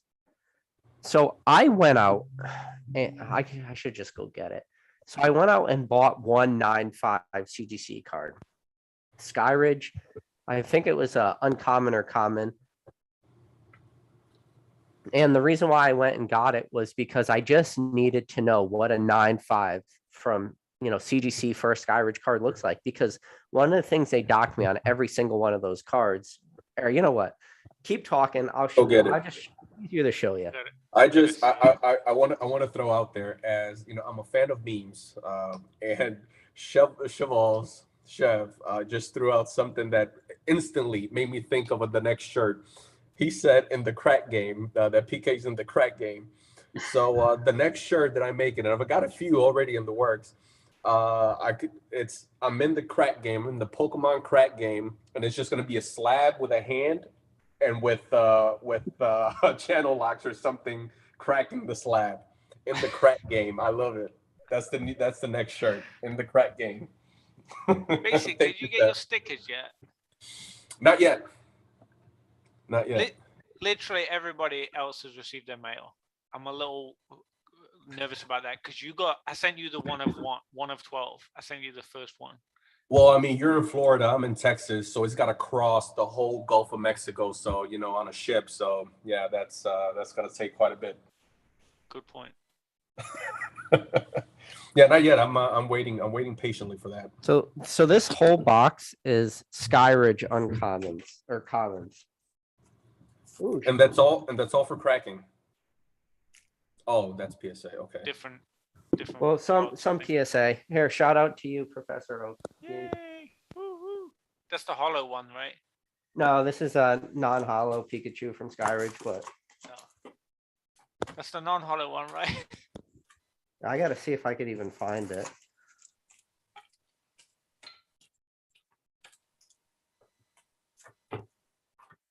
Don't you think that CGC partnering up with PWCC means that right now they are in a really bad spot? With people receiving their bulk orders in like less than a week. Like they hired an army to grade, and now that they went through their backlog, they have nothing to grade left. My theory is no one's grading with CGC anymore. Exactly. That's why their turnaround times. That's why their turnaround times is amazing, because no one's grading there anymore. It's all psychological, and with all the negative reviews and feedback, and especially on YouTube, people are listening to this and like, you know what? Screw that. I'm not grading with CGC anymore. People with CGC slabs are like, sell everything before my CGC slabs are worth nothing. That's my theory. I think it's a case of people not wanting, like you said, anymore. But again, I do think that people that haven't graded with them before may still send some in, because you can't with PSA's 50, and that's even if you win. Like, there isn't other options to grade. So I still think there'll be some demand there, but if they're not getting cards out in 20 days, like, they obviously don't have demand there. Like, people aren't submitting right now. That is a good point. I imagine there's a lot of people that missed the boat in 2020 and are stuck with a lot of cards that they never submitted, and now $20 just seems very enticing. That's a good point. It's the best there is, yeah. So this is the card I was telling you about. I picked up a 9.5 because I needed to know it's a common fortress from Skyridge, because like I just need to know what a 9.5 looks like. And out of all the cards I have, like, I could do a video for 30 minutes just ripping this card apart. It is arguably the worst card that I own condition wise out of Skyridge. No. I don't know how it got a 9.5. It's got like a super bad corner nick, and who knows if I'll actually be able to get this to show or not. PK, how current is it? Oh, you can see that. How current is it? Like the Do card? you know? Yeah, like currently, like rated wise. It's pretty new, because the guy that was selling it had a huge submission, and every single card he was selling on his eBay account was like 9.5s. And I was like, all right, graded dude. this year? Yeah. Okay.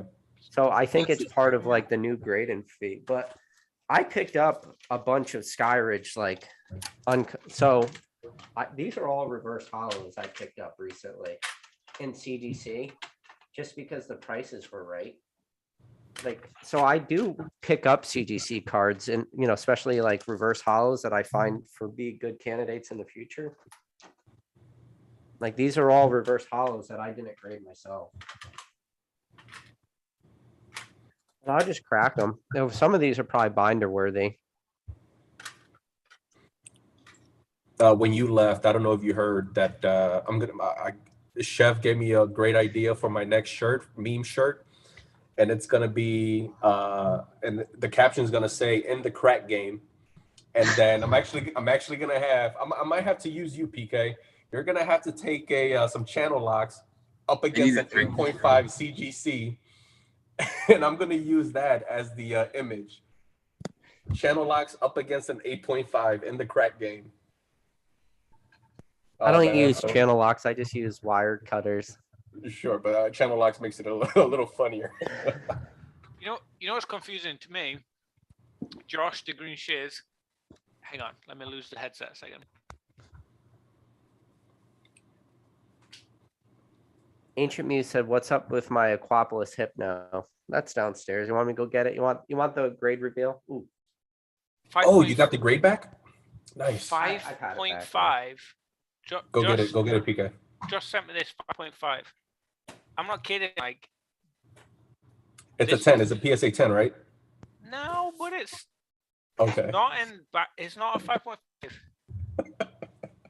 There's white spots, but like it's scented. I'd say probably an 8. So I don't know this. Based off the certs for CGC, do you know how current or how old they are? Oh, I've got no idea. I'm not. I wonder if Dan would know this this question. You need to be careful of the cert numbers now. If you were to buy some CGC slabs, like me personally as a customer, as a buyer, the new certs, I'm not confident in those. With CGC? We're gonna open this real quick. So what's the difference? Between a newer CGC slab versus an older? I really don't buy CGC slabs, so I don't know.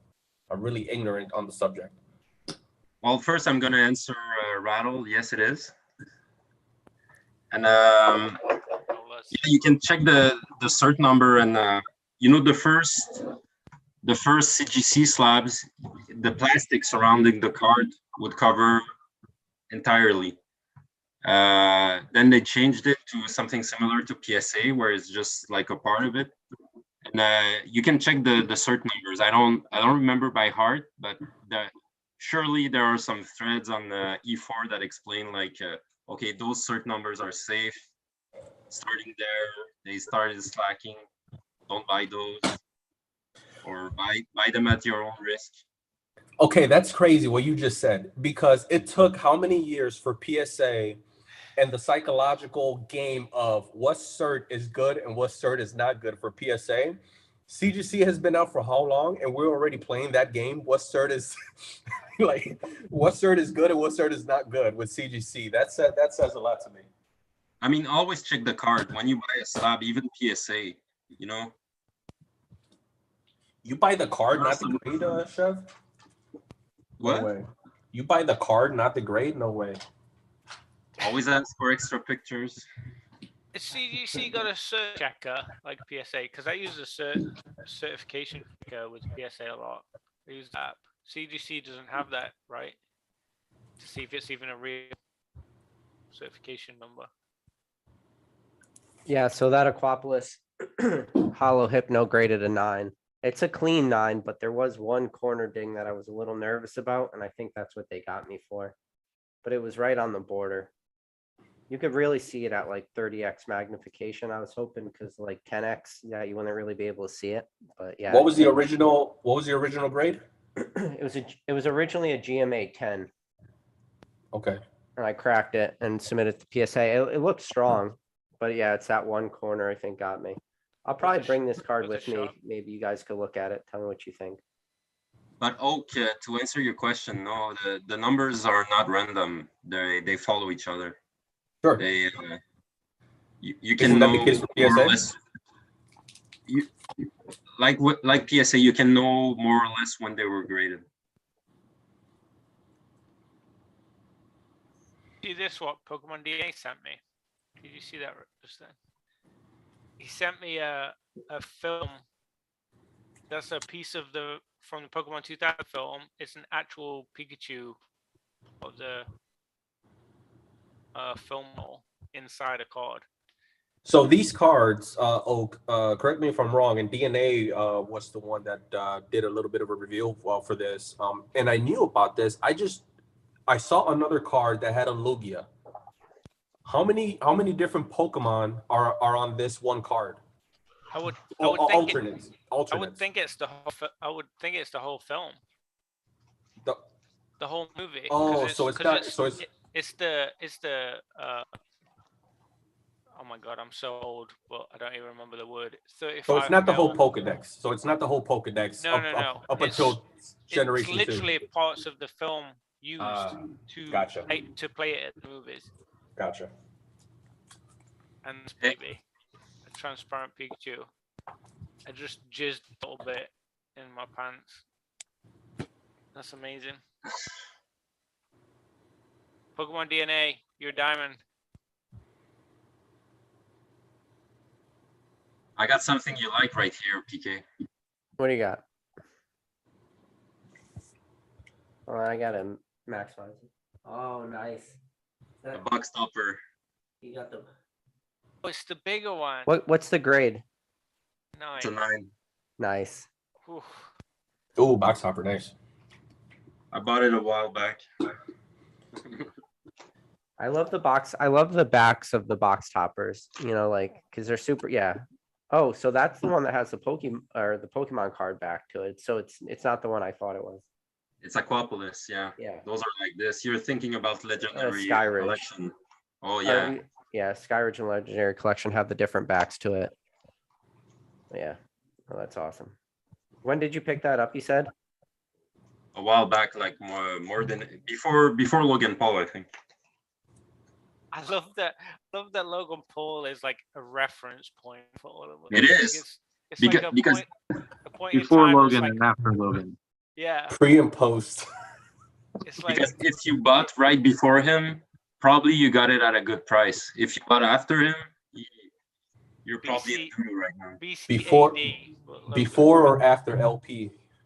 Yep. The Messiah. Yeah. I love that. Chev, you in Canada, do you use? I'm gonna keep picking on Canada here.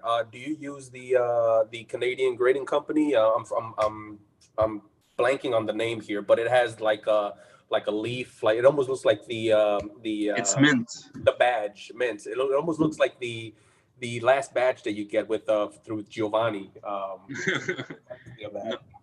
No, I never used them. Don't have a slab of them, but I do have a KSA. There, yeah, I have a Reverse Hollow 9, Golem from Legendary Collection. What's KSA stand for? I don't even know, man. Kinda service. Yeah. They have a maple leaf as the logo, and their slab is similar to SCGC with like all the black surrounding it. Oh, Okay. that's cool. I kind of I like think that.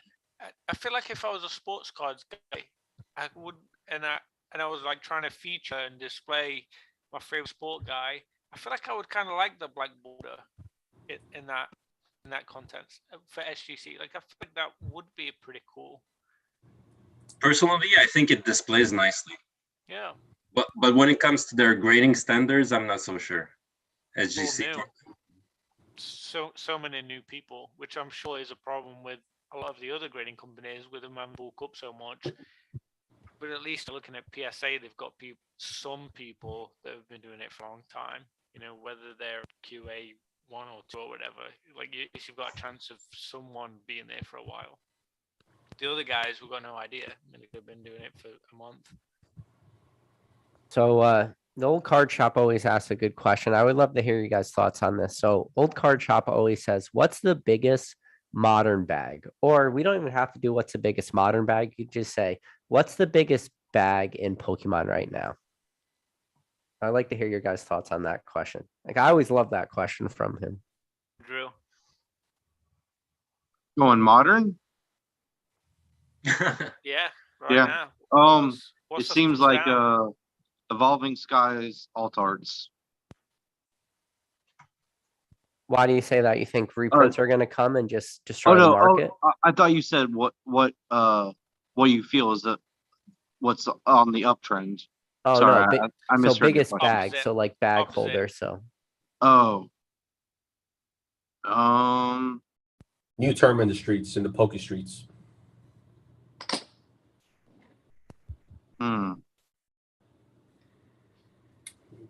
I'm not really sure. I got a list a mile long. Probably, I don't think Astral Radiance will do very well. Maybe kind of like how Fusion Strike did. Now that's a good point you bring up, because I talked about this in my last live, and I'm still kind of on the fence about it, because my opinions can definitely change if when they actually release the complete set list, if we do see some awesome like alternative arts or cards we weren't really expecting. Yeah, I think we're going to probably see the Lance's Charizard as a character rare, but I don't think that one character rare is enough to carry the set. But I want to ask you a question, because you mentioned Fusion Strike. Why do you say Fusion Strike and not something like a Chillin' Rain or a Battle Styles? Like, what's your thought process there?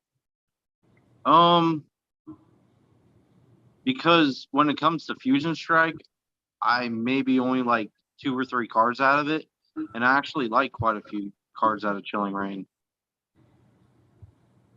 Probably more than I do Fusion Strike. Yeah. What about Battle Style? What do you think? Where do you like put Battle Styles in the whole realm of modern Pokemon? Do you put it at the bottom, or do you think it's still kind of slept on, or it just is what it is at this point? Yeah, probably is what it is. It's maybe got 1 or 2 cards going for it. Yeah, it's got the Sleepy Tea. That's about it. Yeah. Battle Styles is BS. Yeah, it's at the bottom for sure. PK, you said you got a mile-long list for bags. That's a lie. I feel like that's a lie worthy. Yeah, no. Trust me, Basic. I'm not going to go off on a tangent on what I think modern bags are. I've already talked about like what I thought my number one is, and my number one modern bag is Shining Fates ETB is at $130. That is my modern bag. Fucking pre-release prices $130. Like, that's my modern bag. I didn't know they were at $130. That is definitely steep. Yeah. Too much excitement. Yeah.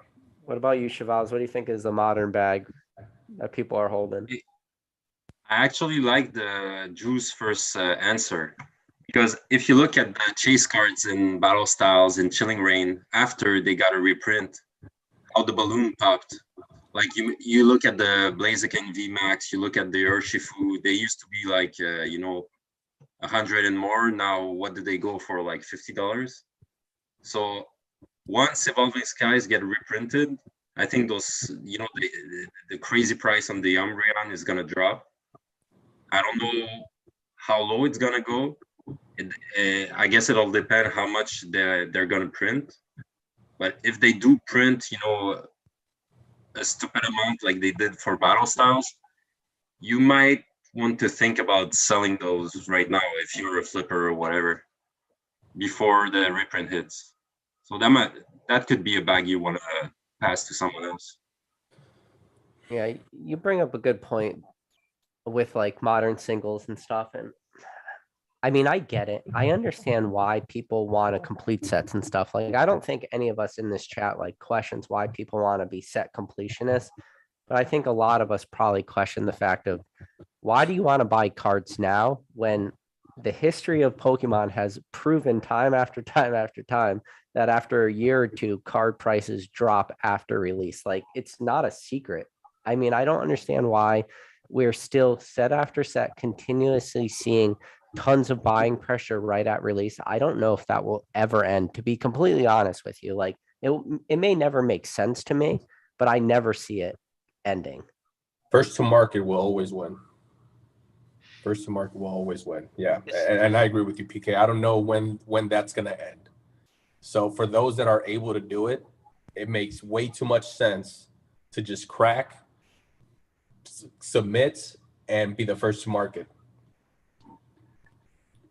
There's always new people in the hobby too. They're going to fall into the same trap. Yeah. What about you, Oak? What do you think is the big modern bag some people are holding?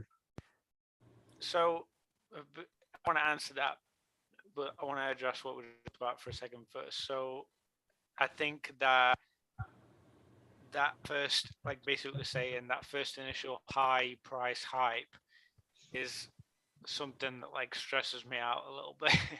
Like, I remember opening a pack of Evolving Skies when it first came out, just a single blister pack, and I pulled the the Glaceon, then Glaceon, and I sold it the next day for like $55. I kind of felt guilty because like this guy's paying $55 and I know this isn't going to be $55 like in a few weeks time. It's like it didn't sit right with me, even though it was like afterwards and I did it. I kind of felt like after, but I'm like, he did it. Like people are obviously doing this every time at every set release, just like you said, right at the get-go, pre-release, coming out as it comes out that first week or two. Just want to get hold of the card, which, you know, the excitement and stuff, like it's cool, but I think we need to address like not cool. It's not good for the hobby, like in many different levels. And then bag wise, I think there's a lot like fucking knowledge, like you just said, PK. Like there's quite a few things. What I'm most worried about with the bag of modern is the variation of product and the volume of different types of product that Pokemon are releasing. So there's a lot of different tins. There's a lot of like 3-pack blisters. Now there's different types of ETB. There's not even just one. There's like at Evolving Skies, there's 4 different ETBs for Evolving Skies. There's a lot more volume and different like types and sets and special collections and premium collections, and there's just so much going on. I think that's the bag, is everything else that's like additional and extra and slightly different, slightly like got the same packs but has a different promo, has a different person's different trainer's face on it or a different Pokemon's face on it. There's just too much going on. I think that for me is the bag, is like just the volume. I think that there needs to be a little bit more like specialists. Yeah, I can't say that word. There needs to be more like a smaller range that we need to focus on if we're talking about investing and money and like holding the bag, that kind of stuff. Booster packs seems like a no-brainer. It's just packs of like cards. That's obviously like a simple one. But ETBs has packs of cards plus artwork and like a bit of a fun like collectible piece. So I think that's too bad. But those like weird collection things with like, I think they just released one for was it Zarude or something? There was like one, is it Zarude or Aura? I'm like, who wants that? Who likes Zarude? Like who likes Zarude? Who wants those like weird like Pokemon like huge boxes with like 4 packs and a giant it's just Isn't like, he a legendary? Mythical or yeah? I mean, I think he is a legendary.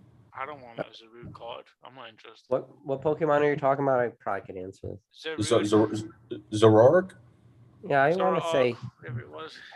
I want to say he's a legendary Pokemon. Yeah. So yeah, the way.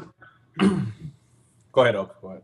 I was just saying, like what I was saying, PK, while you were away, like for me the bag is like the variation and the huge volume and the different types of boxes and packs and like all the different things. I was talking about Evolving Sky having 4 different ETBs, and recently we saw Celebration. There was the Charizard set, the Sylveon set, the Charizard and Sylveon set. There's Pikachu set. There's a Pikachu Master set. There's a Pikachu Playmat set with the V-Union, the regular V-Union. Like there's like so many different things, and in the end of the day, like they had Celebrations packs in. Like there's just so much like going on, so much effort in so many different angles they're trying to cover just because of demand, I guess. I don't know. There just seems to be like a lot of different stuff, and for me that's the bag. In reality, like people really truly want a couple of special promos. They want booster boxes to open packs, and they want ETBs to collect for the collection and singles. Yeah. No, I mean, that's a great bag because it's one of the things I've actually kind of thought about pretty recently is all the different products. Because I don't know if you guys caught my live where I'm probably most of you guys caught it, but with Pokemon Classics on it, and I talked about how I was gonna make like call it like a time capsule or like a little investment fund for my son. And every time like he hits a milestone, I'm going to put something in there. But I thought about it after the fact. So I am going to do that milestone type reward system. But I'm also going to add one booster box from because he was born in June of last year. So I'm going to do every set release from June to the time he's 18. And I was thinking about it, I was like, man, that's going to take up so much room when I thought about it just space wise. So I am going to do one of every booster box, but I definitely, there's no way I could do one of every booster box, one of every ETB and specialty collection. And, like when you talk about how much stuff, and, one of the things you guys always ask is like, when are we going to see your collection? I always try to explain it in the most simplest way. My collection displays absolutely terribly. Everything is in boxes. It's stacked on top of each other. Like, you see all these YouTubers and they have their Pokemon room. My Pokemon room is like old dressers, bookshelves, totes, Amazon boxes that are like wrapped. And I have just a wall of boxes. And then I have like an old notepad, one of those black and white notepads you would have had in like fifth grade English class. And on each page, it has like box number 1, everything that's in that context, box number 2, and it just keeps going on every page, like what's in each box. And that's the only way I'm able to like quickly go through my collection. But my actual collection would display terribly. And to try to do that again for him and add a bunch of shit would be impossible. So I'm going to stick it to booster boxes and graded cards, and I'm going to do my best not to deviate from that. Exactly why. It's exactly, exactly what I was saying. Yeah, when I think about Pokemon bags, right? And you guys know I don't touch Modern. I don't even watch it. I'm very ignorant on the subject. So I can give an opinion, but it's an ignorant opinion at the same time. So I got to go back to evolutions, right? Everyone hated evolutions at a certain point. Everyone hated that whenever they got a new product, they even had one evolutions pack in it. And then it flipped. And then it became popular, right? The difference today is that everything in a sense is popular, right? Sure, we make fun of a few, battle styles or there's a few others, but the ones that like are at the peak, your evolution, your evolving skies, your brilliant stars, and those are the ones at the peak. But the ones that are in between, even those are being looked at as investable. Even the ones on the bottom are being looked at as investable. So just the way that my brain is wiring, this whole idea about bags is, well, if something like evolutions, who no one cared for, actually went up and it stayed, and it's actually what did we say the price was at $650? I think the average is. How long until a modern from the past year, the last 12 months? How long until a sealed booster box from the past 12 months for it to get to $650? Because everyone is kind of doing it. Right. And that's what I'm getting at. So as far as bag goes, and again, this is just from my standpoint, is everything is a bag from a sealed standpoint, because I don't think prints are necessarily lower. And I think if anything, they're actually higher. So if that's the case and everyone's mindset is on keeping everything sealed, then everything sealed to me is a bag. But again, that's just my ignorant take on Modern. That's just the way I see it. I was doing a quick search on eBay, comparing how much evolution booster boxes were available right now, whether it's auction or buy it nows versus Evolving Skies. Brilliant Stars may be a little too new, even compared to Evolving Skies. But I was comparing about 3 of them, and on the 3 latest Modern, sets, it's like you can just keep scrolling, right? You can just keep scrolling. And evolutions, I think I found like maybe 25 boxes, and then that was it. So I think And again, hot ignorant take. Everything sealed modern is a bag. All right, so I just Enter went down. PK. I went and grabbed something because I want to show you guys something that was a super bag, wasn't really worth it. So I have two things that I came across the other day, and I was like, man, these things and how the market has changed is crazy. Do you remember these? These were like the figure collection boxes. It came with 2 Crimson Invasion packs in it, an Evolution pack, each an Origins pack. I remember picking these up on clearance. I think they probably like retailed, because it's a figure collection, I'm gonna say $24.99. But I picked them up on clearance for like $15. So both these boxes were $30. I don't even know what they sell for. But I want to show you one thing that I picked up on clearance. This thing was the biggest bag ever. Do you know what this is? I don't think I've ever seen that one. So it's the Ultra Beast GX box. This is another clearance pickup I did. It has 1 Crimson Invasion, 1 XY Fates Collide, 1 Evolutions, 1 Guardians Horizon, 1 Sun and Moon base, 1 Steam Siege. Sorry. We'll just go through the order so you guys can read it. So let me go over again. 2 Crimson Invasion, 1 Sun and Moon base, 2 Fates Collide, 1 Steam Siege, 1 Evolutions, 1 Guardians Horizon, and then 2 crappy GX promos.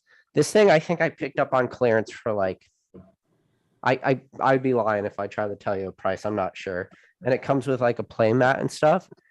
If you look at this thing on eBay right now, how much one of these goes for, it's probably closer to $100 and further away.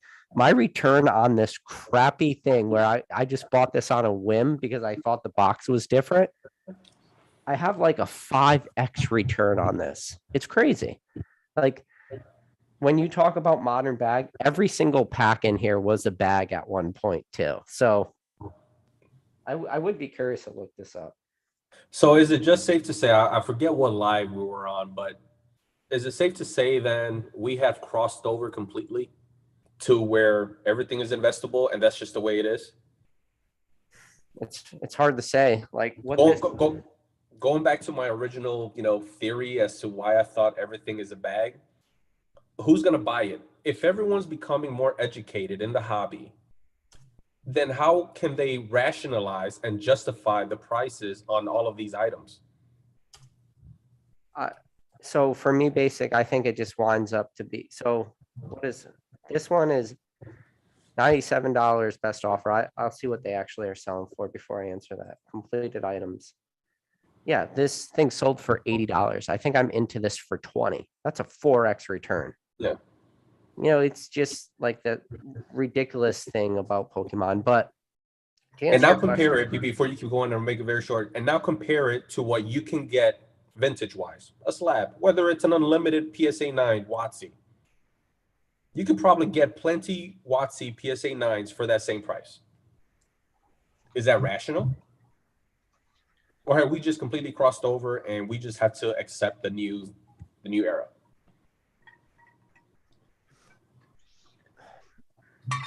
Okay, we're running into this real weird timeline. I think a lot of it's going to be knowledge and understanding some stuff and understanding how they get it. Because Professor Oak, did you mention earlier, before we started this live, talking about like the W stamp cards? Were you talking about that? How you're trying to complete your set, or was it Basic was saying he just complete? Was that you, Basic? Say again? When you were talking about completing your W stamp promo collection? Yeah. So here's an example of, I don't want to like blow up every single purchase I do, but like one of the big W stamp promos is the Pikachu W stamp promo.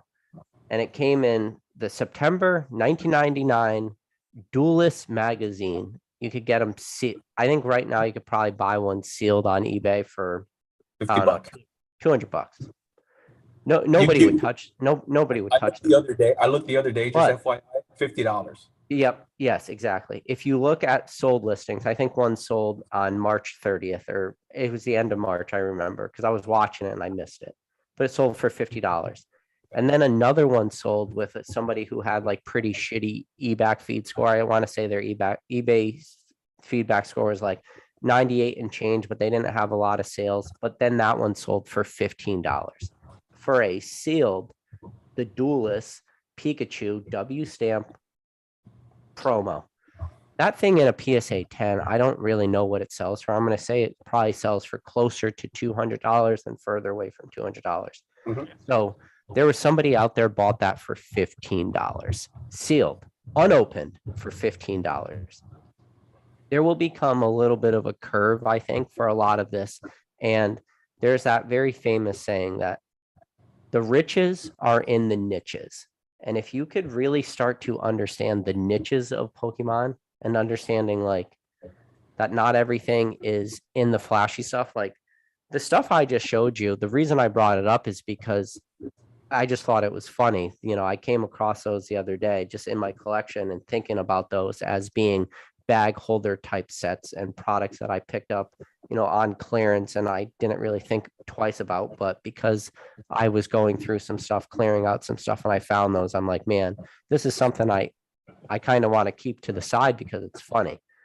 But when you talk about things being the riches are in the niches, I think this hobby being so vast and the newer collector moving in, it's like, how many people could tell you that that Pikachu W stamp promo came in the Duelist magazine from September 1999, unless they do what I do, and once in a while they search Duelist September 1999, hoping to pick up one of those, you know? Like the reason I know when that magazine was released and what month was because that's part of like my normal search terms. And that would just be one very small example of my search terms. My search terms could last me an entire day of searching, you know, just trying to find things that are extremely niche. Yeah. Because that's where the money is. The guy that bought that sealed one for $15, assuming that it actually went through and he got that, he could send that to PSA for $50, get a 9 break even, get a 10, make a shitload of money, or wait for grading fees. There's just all this stuff that could go on. So Even at a 9, I think it's still going anywhere. And this is a guess, but anywhere between 50 and 75 at a 9. When you look at the pop on this guy, and there's, you know, again, there's going to be plenty of them. I mean, it's very high. It's Pikachu. It's probably the highest printed Wizards of the Coast stamped card out of the whole set. Which makes sense why the War Turtle is, you know, and Charmeleon are one of the highest, because Charmeleon is the Australian print only. War Turtle, I don't think it was. I think it's English, but yeah, Charmeleon is Australian only, if I'm correct. And no, yeah, it's funny because when I first ran into the Wizards of the Coast stamped, you know, set, the only reason why I knew it came from the magazine, it was by total accident. And as I'm searching up this card, because I'm like, well, I gotta have this Wizards of the Stamp, you know, card. All of a sudden, I kept getting these magazines. I'm like, why does this magazine keep popping up? I would click on the magazine as I'm viewing the pictures. That Pikachu comes up. I was like, oh, this Pikachu. And again, this is a very long time ago. But it's like, you know, you said, you know, we don't all have the knowledge. So therefore, it's just stumbling on these things by accident that you're able to find out where they come from. When you look at the pop report on Charmeleons, War Turtles, I mean, you got Vulpix, you got Kabuto. What's the other one? Arbok. I mean, even the least popular ones that are going for $30 to $50 PSA 9s, they're low pops. Now consider a $30 to $50 pack. You know, I think Evolutions is a $30 to $50 pack right today, based on a booster box sale. So therefore, it's like, give me a dozen of those Kabutos or Vulpix, you know, Wizards of the Wizards of the Coast stamps versus a dozen of the Evolution packs. From a standpoint of what do you think would hold more value down the road? But will everyone think in terms of rarity? Will everyone think in terms of what's, you know, oh yeah, this is older, this is rarer, mints are better, right? The whole SM Predism. But I want to say yes because that was my natural curve. My natural curve went to the very, non-rare, unlimited, build the unlimited master sets. Eventually, I started going into the niche, sets that still relatively very affordable, but once again, it took time for me to get to those sets. It took time to discover those, very unique cards, Japanese promos, what have you. Um, my gut feeling is everyone will eventually find that peak in their curve, in the hobby. But what if they don't because they're just so stuck on modern? Maybe we're just in a different world. I don't know. You're talking as though we can make sense of it. And this is a problem right now. Is it's very difficult to make sense. Chevals just flashed a picture of a special delivery Bidoof that in a 10 is selling $600 freaking dollars. Like, what the hell is going on there? It's a free card. You got it for free. You just needed to spend $20, and you can. I got two for free because the first one was damaged. They sent me another one. Like, it's literally a free card, and they're selling for like some of them sold with TCA consigned a couple over $1,000 last week. That one makes a little sense though, because one, you have Charizard, right? You have Charizard, which equals popularity, which equals demand, which then equals price, right? So that's the only way I can rationalize the price, even though I would never pay that price because I can never personally rationalize that versus a vintage $700 card. But I can actually see why people are attracted to this card, for all the factors that I just named. But when you're talking about these modern sets, that are, or modern cards, PSA 9s or PSA 10s going for $600, $700, that just doesn't make sense to me. I literally always think about, would I rather have this $200 modern item or this $200 vintage item, or even sometimes 150 or 100, or I can get me two vintage cards for $100 versus this $200 modern item. And also, have we crossed over to the point where vintage is no one cares about vintage anymore, and we'll never care about vintage anymore? Have we crossed that? I think the opposite. I think people have a misconception about vintage, that it's something that may be a bit too special. Because I can tell you, if you look at eBay sales for the past 6 months, there's a heck of a lot more people searching in the price category for modern cards over $100 than there is vintage cards over $100. Hell of a lot more. People want modern cards because they think it's more like realistic or whatever at a price point, and vintage is out of their realm. There is vintage cards you can buy at $100. Like, there literally is, like, good cards you can buy at that point if you look to collect a set. It's just like some different type of view people have. Like, they just view it as two very separate things. They don't consider it as two different Pokemon sets. It's different types of worlds. Almost. When you look at prices, and you look at base set unlimited, printed to oblivion, right? PSA 9s, 75% of the entire set you're able to get under $60, right? $75, right? PSA 9s, you could build the entire set probably in a PSA 9.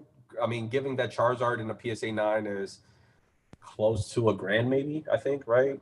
Blastoise, I want to say with a couple grand, you can build the entire set, right? That equals to 2 evolution boxes. Which one would you rather have? Guys, every single person answer. For $2,000, would you rather have 2 evolution boxes or the entire PSA 9 base set unlimited set? Which one would you rather have? Hollow, obviously, only hollows. I'd rather have the 9 set all day. I wouldn't even think twice. I mean, what am I going to do with evolution booster boxes? No. But here's the question: do you actually think the value will be, say 5 years from now? What would hold the most value? 2 evolution boxes 5 years from now, or the entire PSA 9 Hollow Master Set, unlimited, for $2,000? It's hard to say. I mean, we live in such an irrational market, though, you know? I mean, when you think about a base set, you got to think about how this is that weird argument, right? Is base set, the argument is how much base set is out there, and there's a shitload. But then you have the same argument for evolutions. How much evolutions is out there? A shitload. The scary thing is, I feel like seals. evolutions will be worth more. That's the scary Probably. thing. You're That's talking the scary about And that's where I'm leaning too. But that's not where I feel comfortable. you're talking the evolutions being sealed, though, right? And I think Yeah, that sealed. does add a different layer, Hmm. like to people's mindset. Because if we're talking about unlimited box sealed, like obviously it's different world. Drew and Chev, what do you guys think? You have $2,000 to spend. Are you spending it on 2 evolution boxes sealed, or are you spending it on the entire Hollow Master Set base set unlimited PSA 9s? For value, because you're gonna flip it and sell it in 5 years. Yeah, I'd probably take the base set myself. In 5 years, I would want to see hopefully that maybe people are knowledgeable about evolutions. I feel it doesn't deserve the price that it's at right now, in my opinion. Well, you know, Dan said you could get 3 or 4 boxes of Evo for that same price, and we were playing the game earlier, and the boxes were what? Did it go to 800? Oh no, it was lower, right? 600. wasn't it like 970 or something? What was it, Oak? Do you remember? And this was a sale based on 3 days ago. It was 900. It was 900 and change.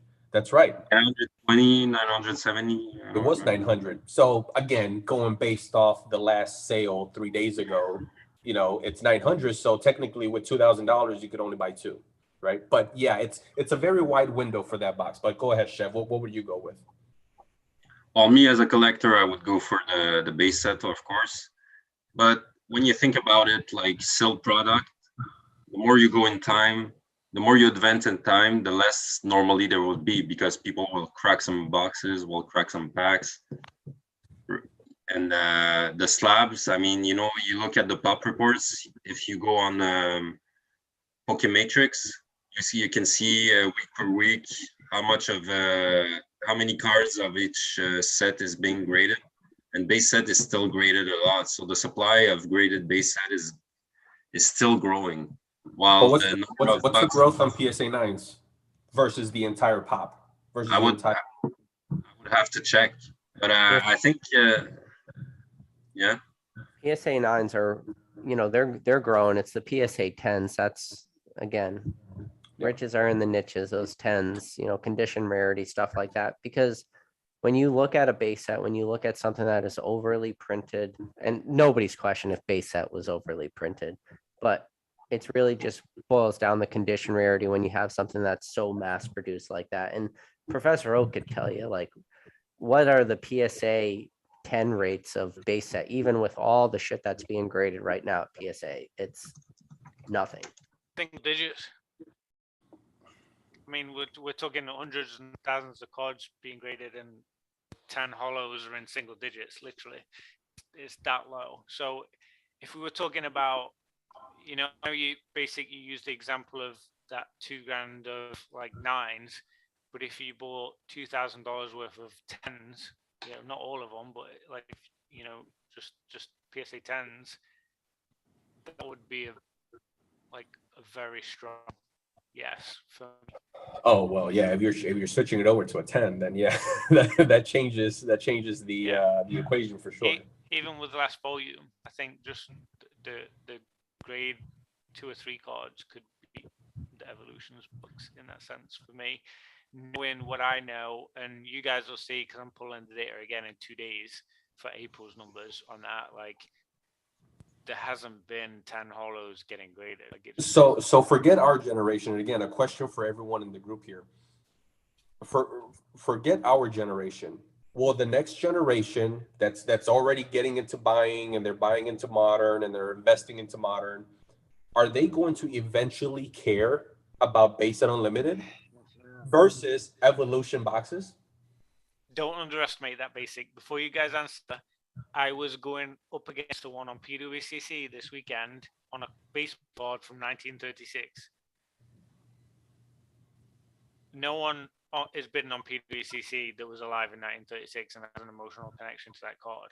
Like, it's Yeah, basic, that's not a great comparison. Evolutions, I wouldn't say people that were super heavy into the hobby, especially like Sword and Shield, do they care about evolutions? There's probably just a very small window of time people care about evolutions. And so I'm talking about like the low 20-year-olds, the 20 to 24-year-olds that are deep in the hobby today, but they're not heavy into vintage, or at least not the majority, or at least that's the gut feeling.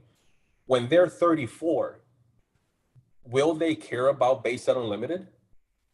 Oh, yeah. I think be a percentage. Yeah, sorry, but will it be the majority or will it be the minority?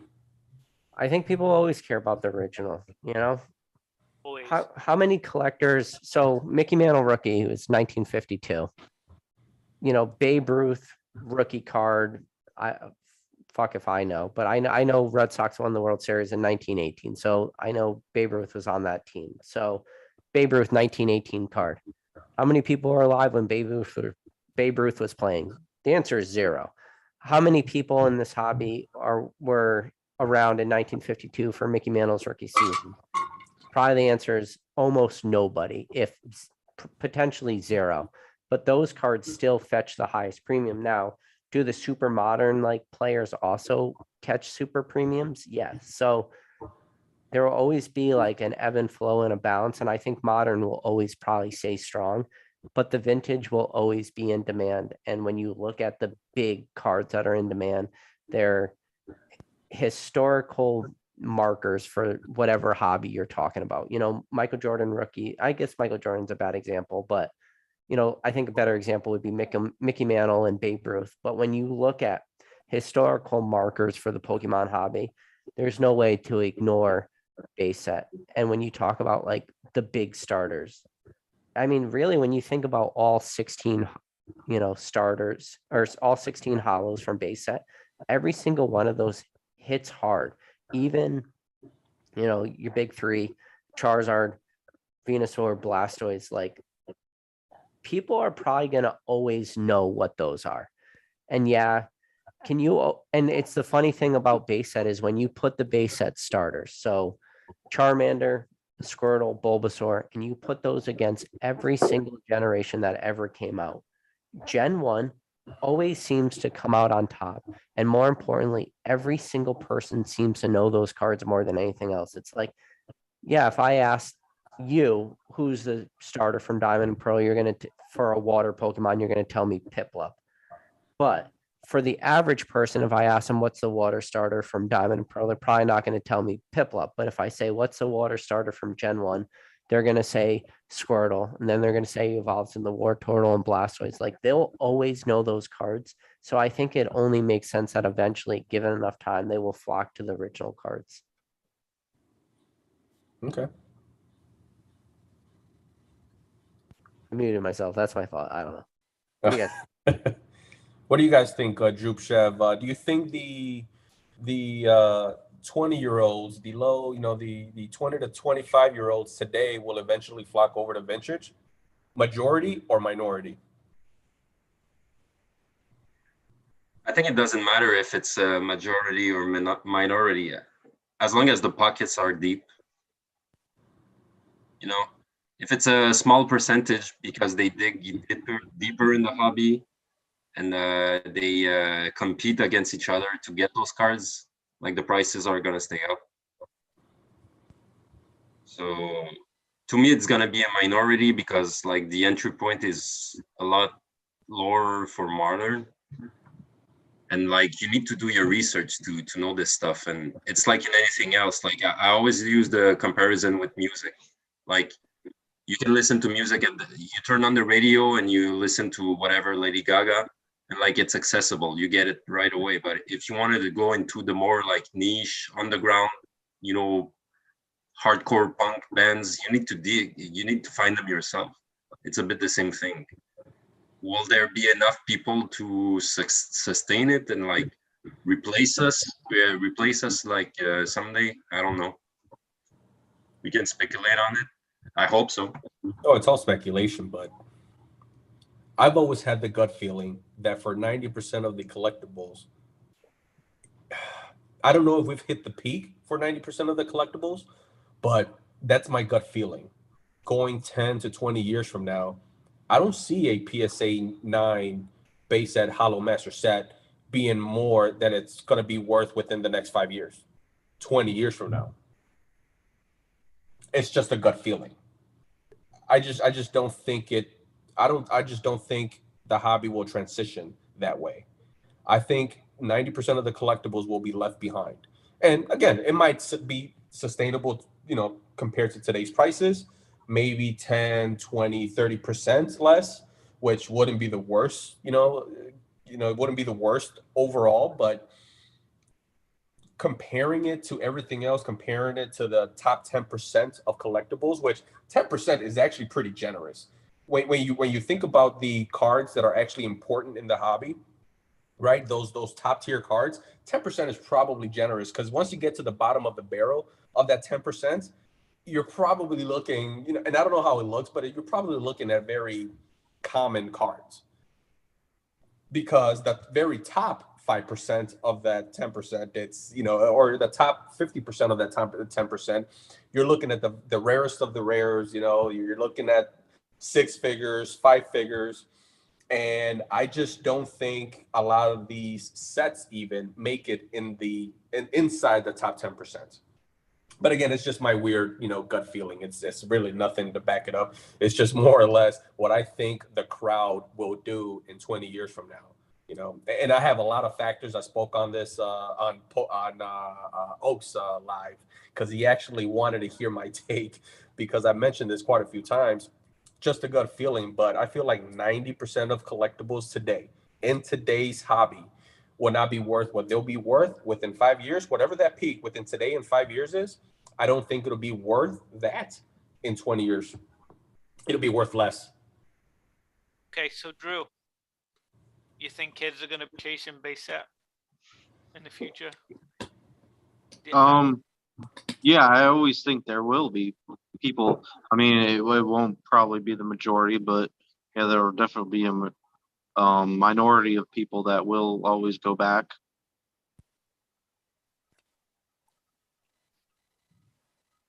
I think everyone's going to want it. I don't even think majority. I think literally everyone is going to want at least one base set card. There's going to be some level of base for base set, knowing that that's the original. It's where it began.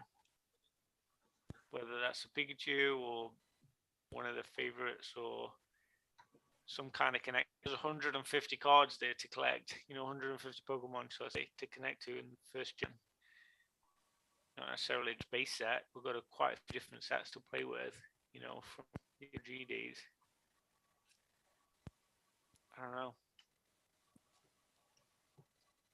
So I don't know if you guys saw one of the recent comments from Dan Ketchum Collectibles said 99% of people buying Pokemon are going to net lose money in the hobby.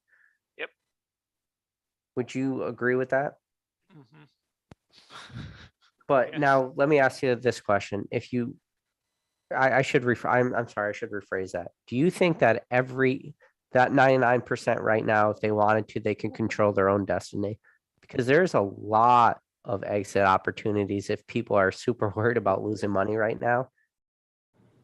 I would say it's harder to think of products that you would have lost money on buying at MSRP or picking up a couple years ago, single graded card, stuff like that. I think it would be harder to find things that went down in price opposed to things that didn't.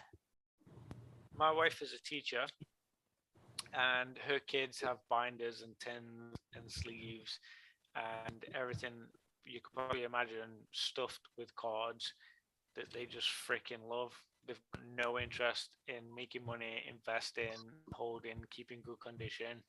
They just buy the cards and consume them. And I think there's a much bigger market doing that, where they're just consuming, than there is holding, investing, hoping to grade and be that. I think we are very much the minority. Us here right now talking about it, I think we're very, very much a minority. Despite how much craziness we see with pop reports and grading prices, that kind of stuff, like I really still think that there's so many kids right now, and there's so many adults right now that are buying and opening and throwing them to the side. In comparison, when we're talking in 20 years, maybe they circle back to those. Yeah, I mean, maybe there's a bit of money spent on it because it's not so hanging around from back then.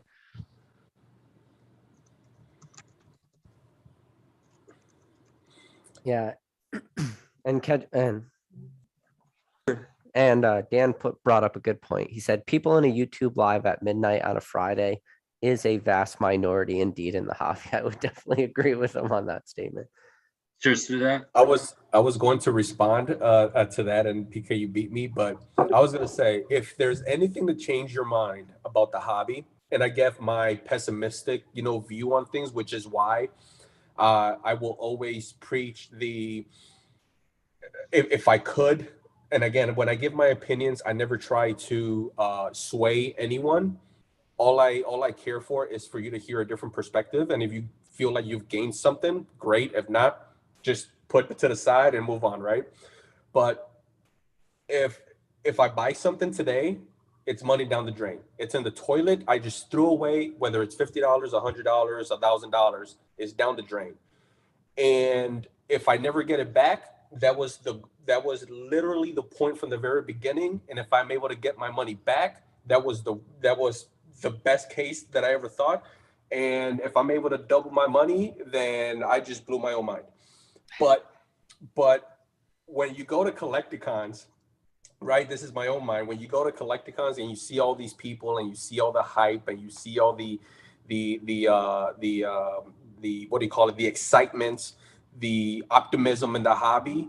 Collecticons kind of does that for you. And whenever I go to Collecticons, I'm like, man, I was like, this hobby is definitely in a great shape. So when Dan pointed out that when you're looking at midnight, when you're looking at, I don't know, 25 people total combined with people on the screen, it may seem a little, grim, but when you look at these events and whatnot, and you see the crowds in masses, it's like, you know what, Pokemon might be in a better shape than you think, basic.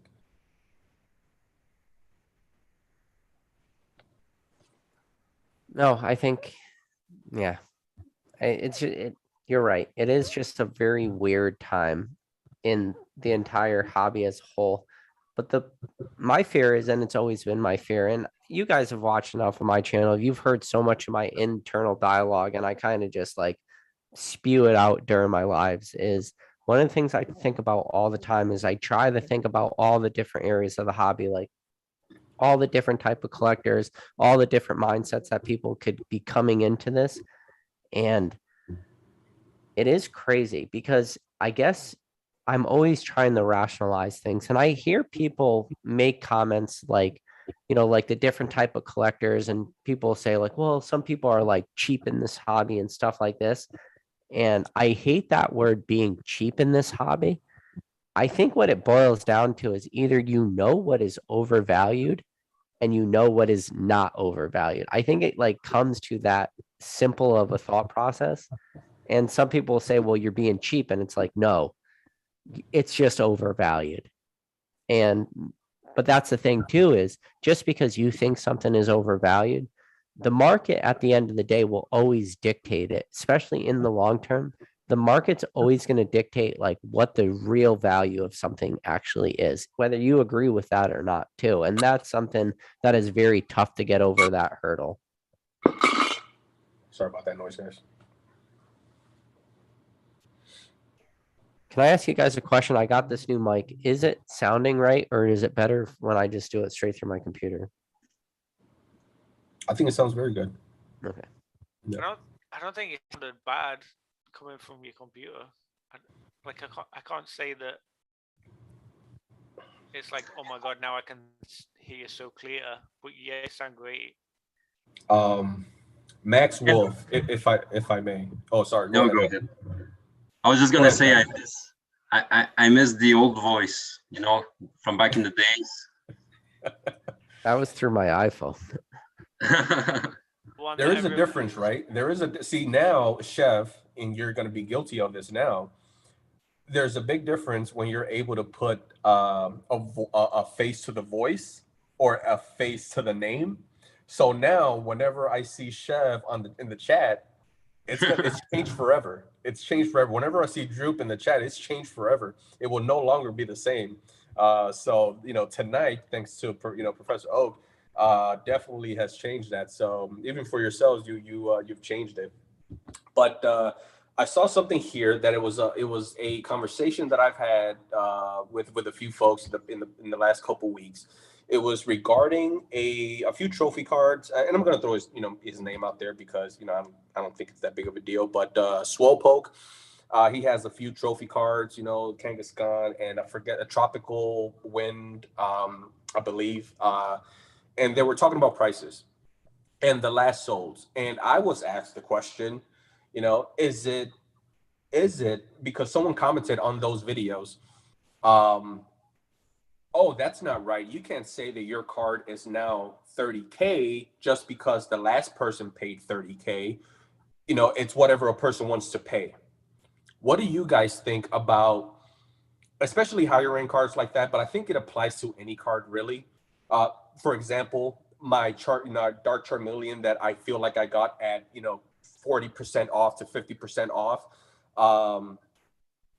Is that Dark Charmeleon that I bought at $160, but the last three sold around $300? Is it now a $160 card, or does the market still view it as 300? So again, the question is a card worth what a person is willing to pay, or is a card worth based on the last whatever, call it 5-10 average sales? What do you guys think about that? What's your approach when buying cards? I think it's very simple. I think it depends on what kind of card is. Are you talking like a super modern promo that you search eBay for that card and you get 300 different listings and there's 15 sold listings just from yesterday alone? You don't really have to go deep to find. That thing is going to have a very concrete cemented price, and whatever that is. But then when you go into like the more obscure, the things that maybe don't go up for sale as much, or the things that are maybe on the high end, a perfect example of that would be like a PSA 10 first edition Charizard. There's 121 of those total in the population. The price swings of a card like that could be $100,000, maybe more. And all a card like that really depends on is who is the buyer pool, who is currently looking at that auction, willing to buy that card. And on the super, super high end, it only takes two people to drive a card up to stupid prices. And if you guys have ever bid on PWCC in the last, 30 minutes and you go into the 5 minutes and all those auctions, a lot of times it's probably just you bidding against one other person. It doesn't take a lot to just make you go mad.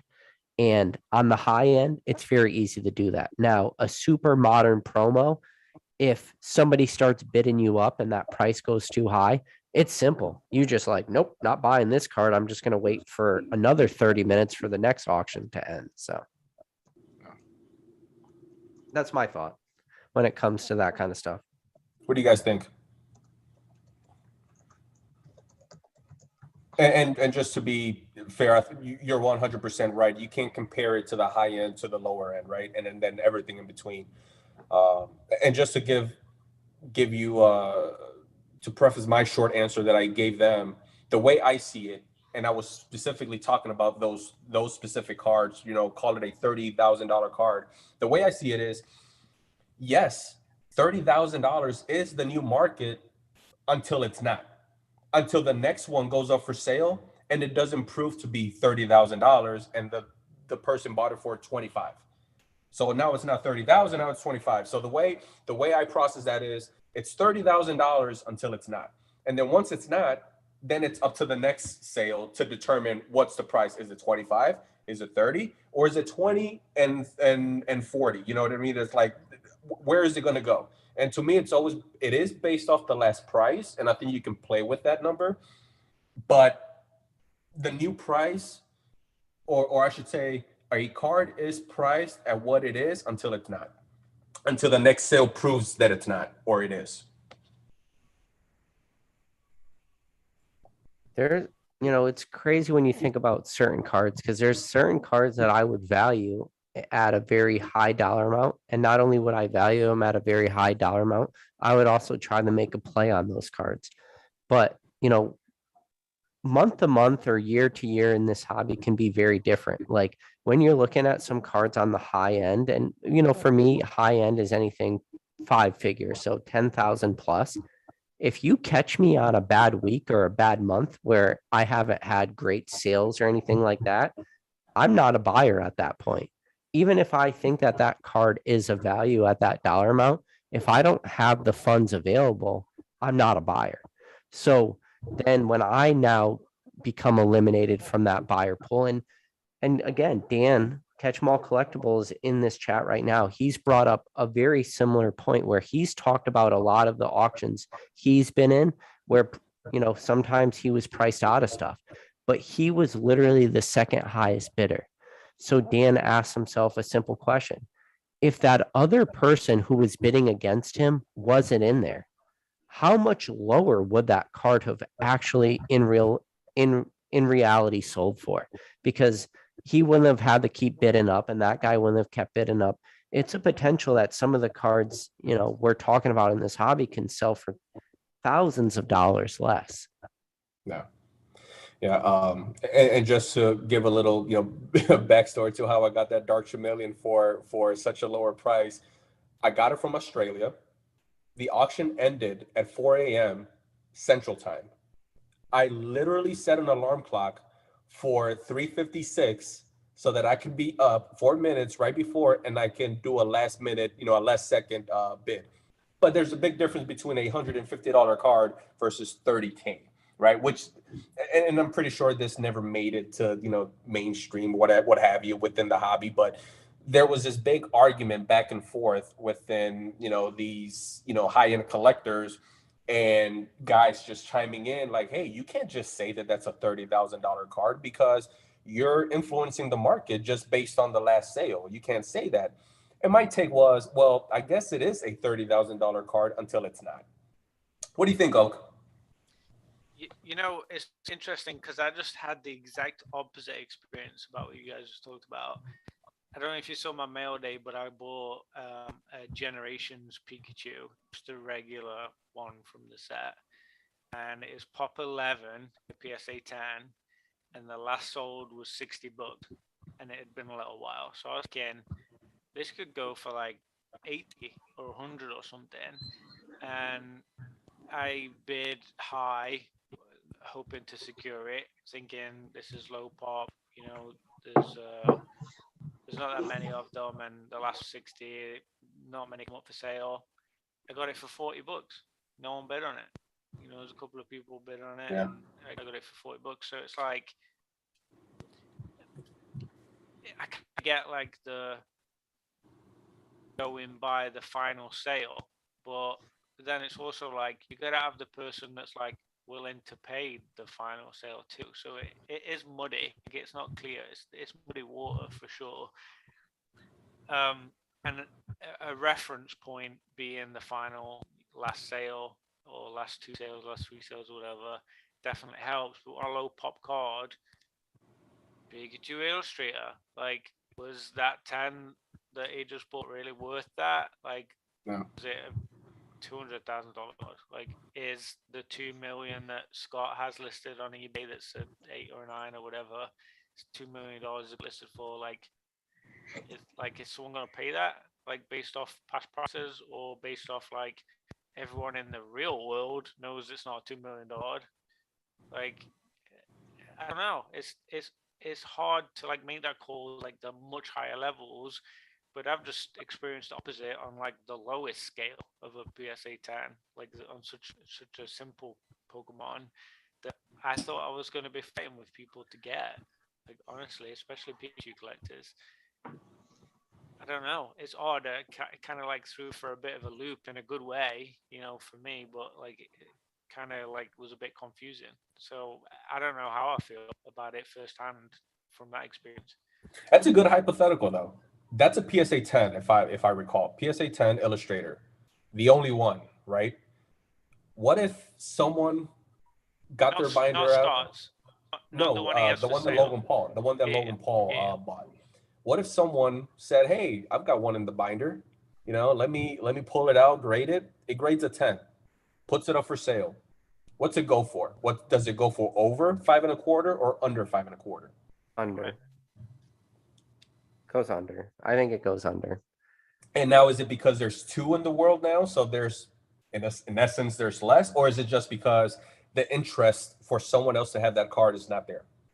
It takes a crazy freaking person to spend that much money on that card, which I don't know. I think we give Logan Paul a lot of credit, but maybe sometimes we shouldn't give him as much credit as we do.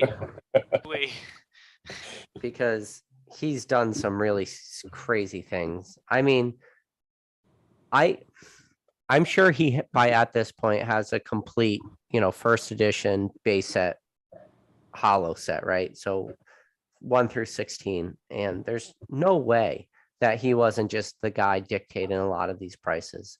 So I just can't relate to a guy like that. I mean, think about the price. Wouldn't mind being able to. Yeah.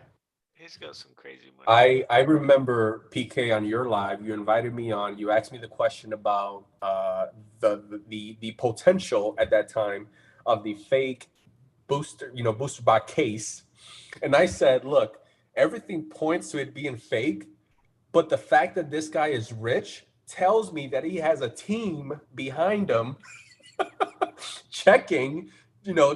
Checks and balances and saying, "Hey, LP, don't make this move. Don't make this team move behind him. fake."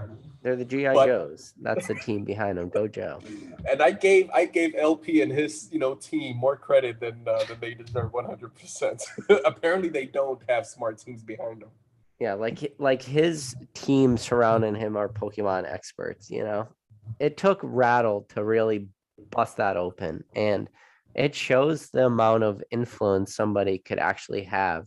And he's a perfect example of that. Yeah. You're talking a guy that at the time had a little over 1,000 subscribers and was able to get a guy with 26 million subscribers to open up a 2 million case.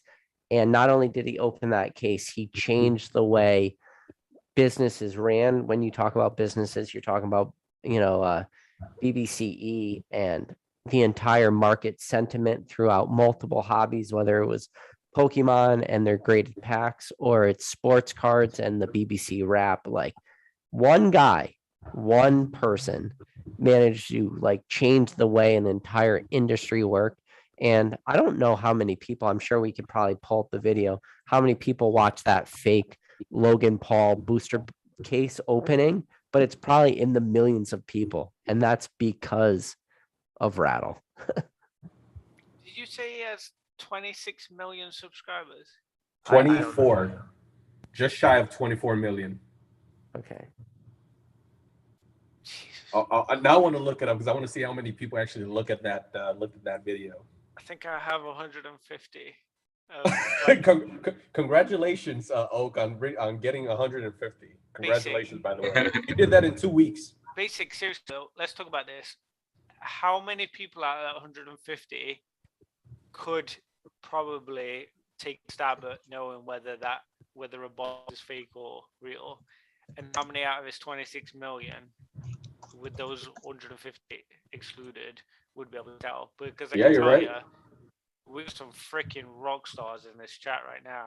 Rattles. I will tell you that if I was spending over $2 million on a Pokemon product, I would definitely have done some research. I'd be chasing this 150. And I would have been, but I wouldn't have had to do a lot of research because the only I would have had to do some research, but the research I would have had to do would have been one simple question. is, can I open this and verify the contents? That would have been it. That would have been like the research I personally would have had to do. And when the answer was no, you can't do that, then I would be like, okay, see you later, buddy. So I'm a little surprised how low that video actually yielded, but it's at 5.8 million, which is, 5.8 million based on 24 million subscribers, But yeah, it's like Dan said, yeah, I was definitely, as a Pokemon fan, and I mentioned this on the live once again, as a fan, I want it to be real. I want there to be one case of first edition, boxes alive and it survived, X amount of years. But again, I've said this a few times. I was watching, that video with my hands up in the air like I'm watching, Game 7, 2016 Cubs World Series. And it was definitely awesome. But I was definitely giving his team, because my assumption is that when you're that rich, you have a team of a bunch of smart people behind you. And apparently that wasn't the case.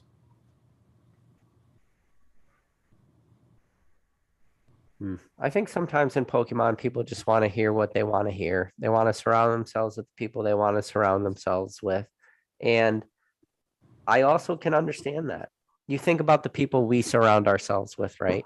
We surround ourselves with people that are super, super engaged in this hobby.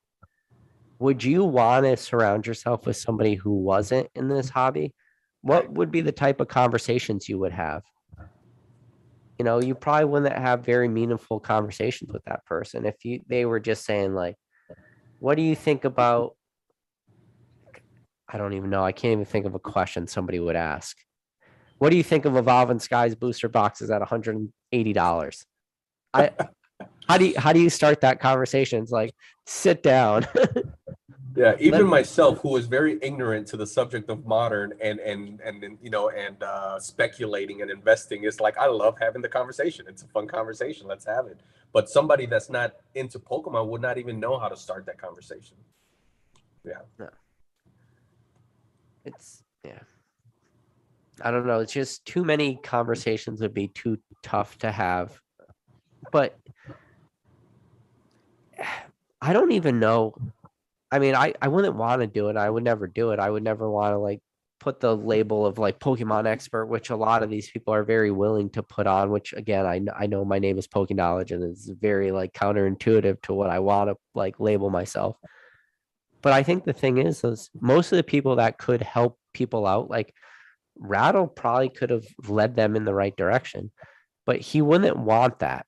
Probably. I can't really speak for Rattle, but I could speak for myself. Like I wouldn't want to like put my name to that, and I would be too nervous. And especially you, Basic. I know you pretty well.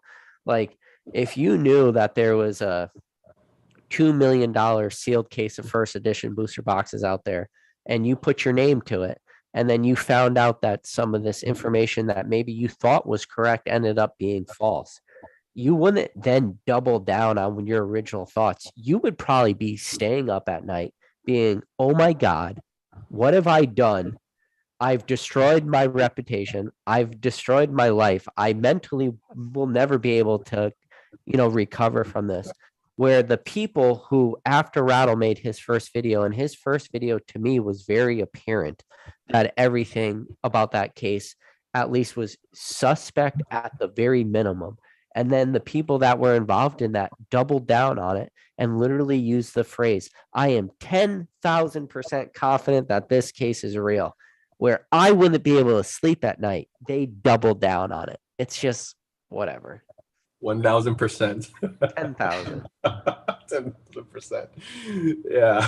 I'm not 10,000% the sun will come up tomorrow. I might die in my sleep. I'm not even going to put that down. PK, I will bet you a slab that the sun comes up tomorrow, 10,000%. I will bet you a CGC. All right, 8.5. I gotta. Do you want to see how many CGC energies I have? It's a ridiculous amount. CGC energies? Oh yeah, I just got a stack. I graded so many of those. But why? From what set? Oh, they Why? came. I just wanted to like have some cards that I could slowly trickle into the market over time. What set? Inventory. They're all expedition. Expedition. Oh, okay. Expedition is pretty cool. Yeah. It's a cool, it's a cool looking. I it's something that I'm embarrassed, but it's just something that I've always wanted myself. I could just never pull the trigger to buy it. Is to own a graded set of energies from base set. And I went with base set unlimited because I had bulk of a box. So I took the best one of each card, hoping that I could get, PSA 9s, but if they don't, they don't. But I paid $8 for each card. I just can't pull the trigger on whatever they're going for, $30, what have you per grade. But it's a cool display. It's a cool display for sure. And those E series energies for sure are unique. So yeah, if you just kind of drip them, as time goes by. Yeah, Yeah. I got in at $7 grade in, and I just figured I'll trickle them on once in a while. I sold a lot of 9s on PWCC, and they got like, I want to say the lowest one sold for 12 and the highest one sold for 15 or something. But I mean, I took a card that was worth a penny, spent $7 to grade it, sent it to PWCC with my submissions, and then with PWCC, sellers now get 100% of the final values. So I took a card that was worth a couple cents, spent $7 on it, and doubled my money on an energy for some of these. I think my fire energy sold for the most. Fire energy. But like, that's what I'm going to do over time. Like, taking something that's worthless, spending $7 and turning it into a $14 card. Like, that's how I make money in the long run. But that's just one little small thing. Like when you graded with CGA, not CGA, what's the name? GMA. When you GMA. Yeah, that was just a small window. I do that with a lot of stuff, though. I'm constantly looking for things that I could do. I mean, my ideal goal in this hobby is just to eventually turn everything that I don't want as part of my PC into just things that could become liquid in the future. And the things that I find become the most liquid are graded things, because there's no headache to it. You could send it to middlemen. You can send it to PWCC. There's so many ways, so many avenues to like get rid of that stuff if you wanted to.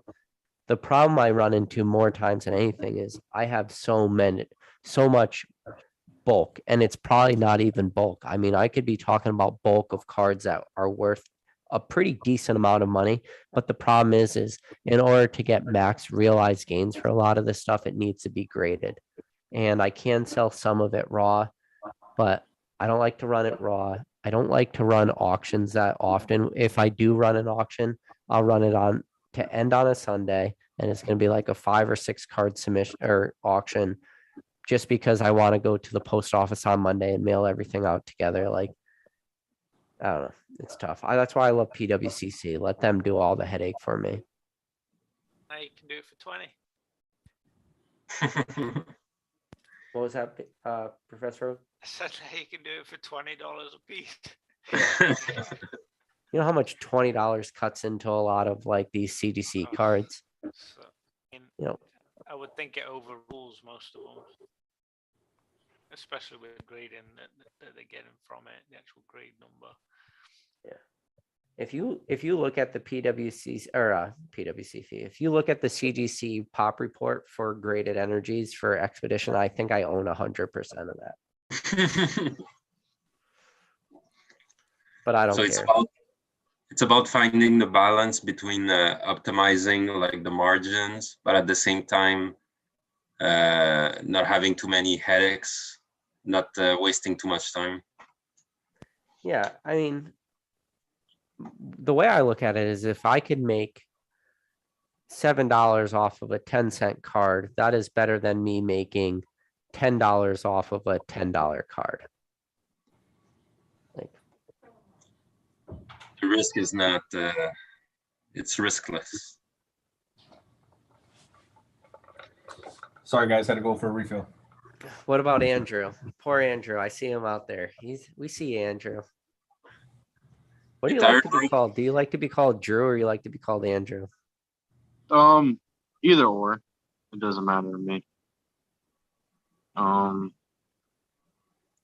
Do you do any honestly, selling, Drew, or are you mainly just a collector buyer? I'll sell a little bit, depending. Um, it will usually be modern. Uh, if I pull a chase card, you know, pre-release or release, and I'll have one of my friends that I know locally. He does the PSA submitting for me, so he just sends it off. If I get a 10, then I'll sell it.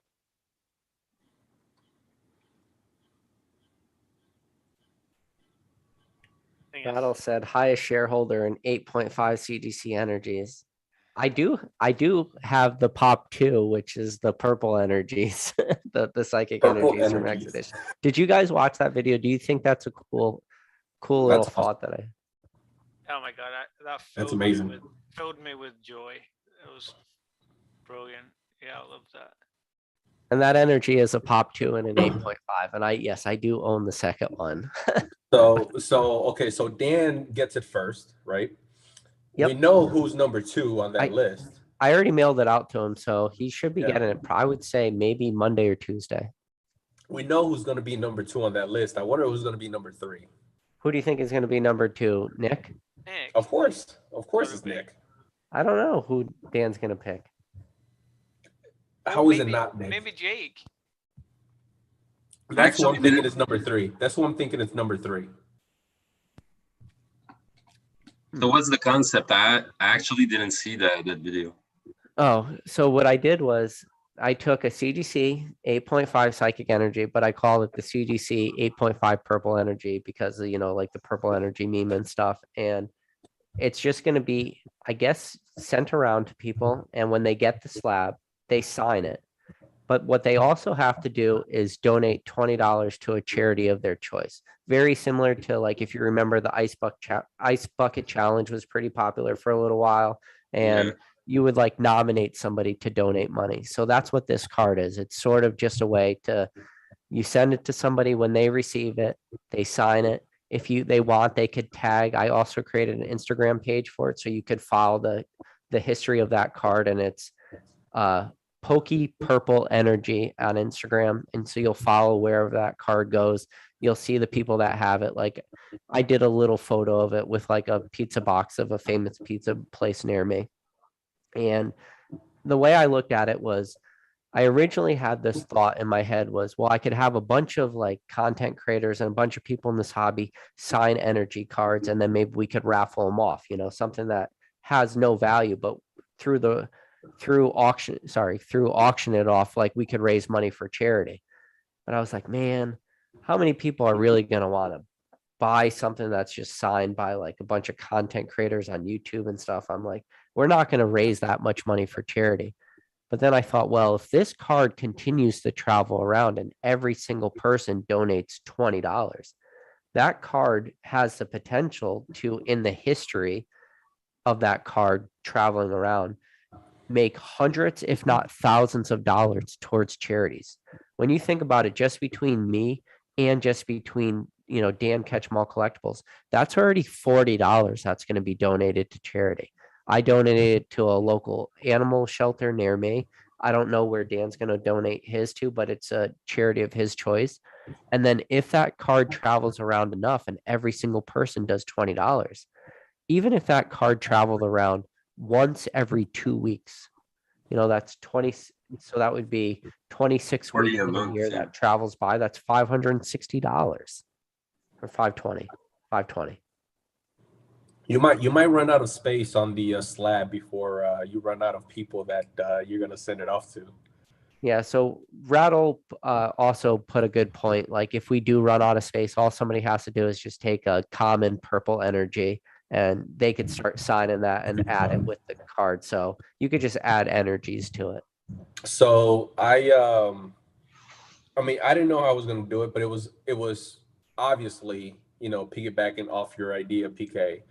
But me, sticking to the hobby, sticking to the idea of trading, I was thinking, wouldn't it be cool? Because this is the first thing that crossed my head. I said, wouldn't it be cool for me to do the same idea, send PK, this stupid card, CGC5, Pikachu, and this is yours now.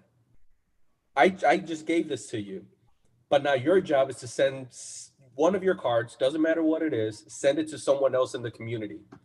And now that person then sends off another card in their PC to someone else in the community. And I didn't want it to be like a whole, like in the YouTube verse or, big names, personalities. I wanted it to be like the lower, the Joe Schmoes, as I like to call myself, the Joe Schmoes of the hobby.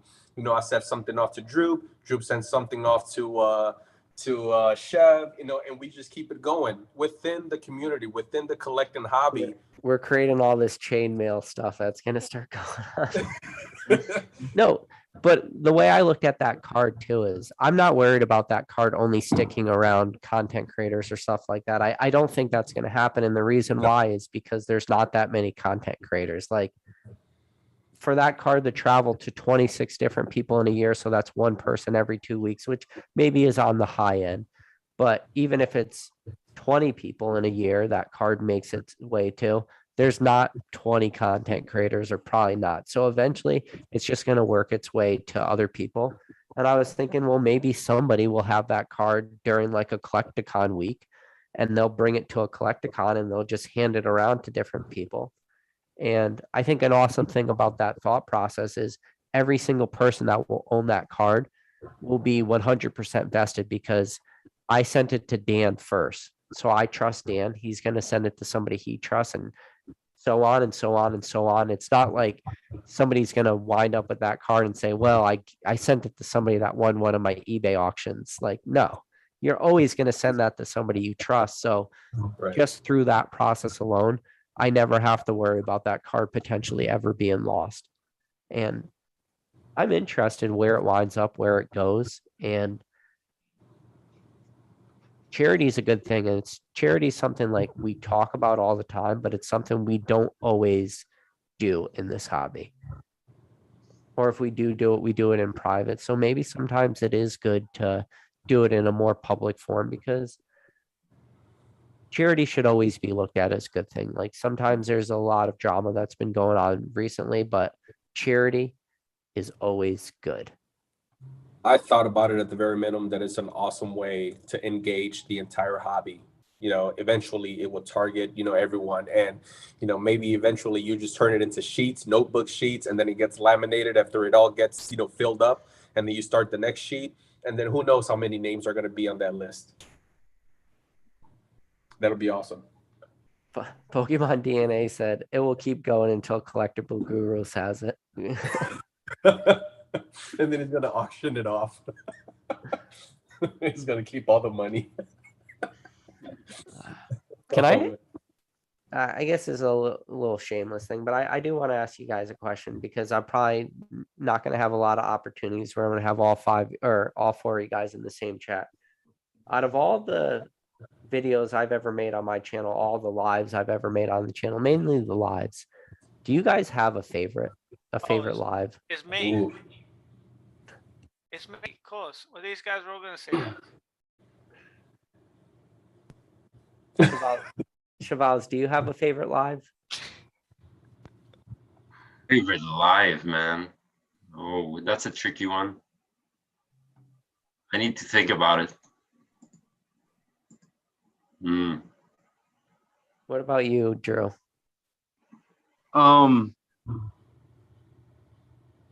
I can't even remember what it was about, but I remember we both kind of got duped in the comments one time by a certain someone. Oh yeah, that was, I do remember. So I always remember that was funny. So one Drew is talking about is I had done a financial breakdown of Rudy's bathroom, the famous Rudy bathroom Pokemon video. Yeah. And like, I want to say the video had less than 100 views on it. So the video just got released like super quick. And then Rudy commented on the video, and it just wasn't Rudy. It was like some alt account, but like I was totally duped. And then I think Drew was like, hey, by the way, this guy has no subscribers. I was like, oh, son of a bitch.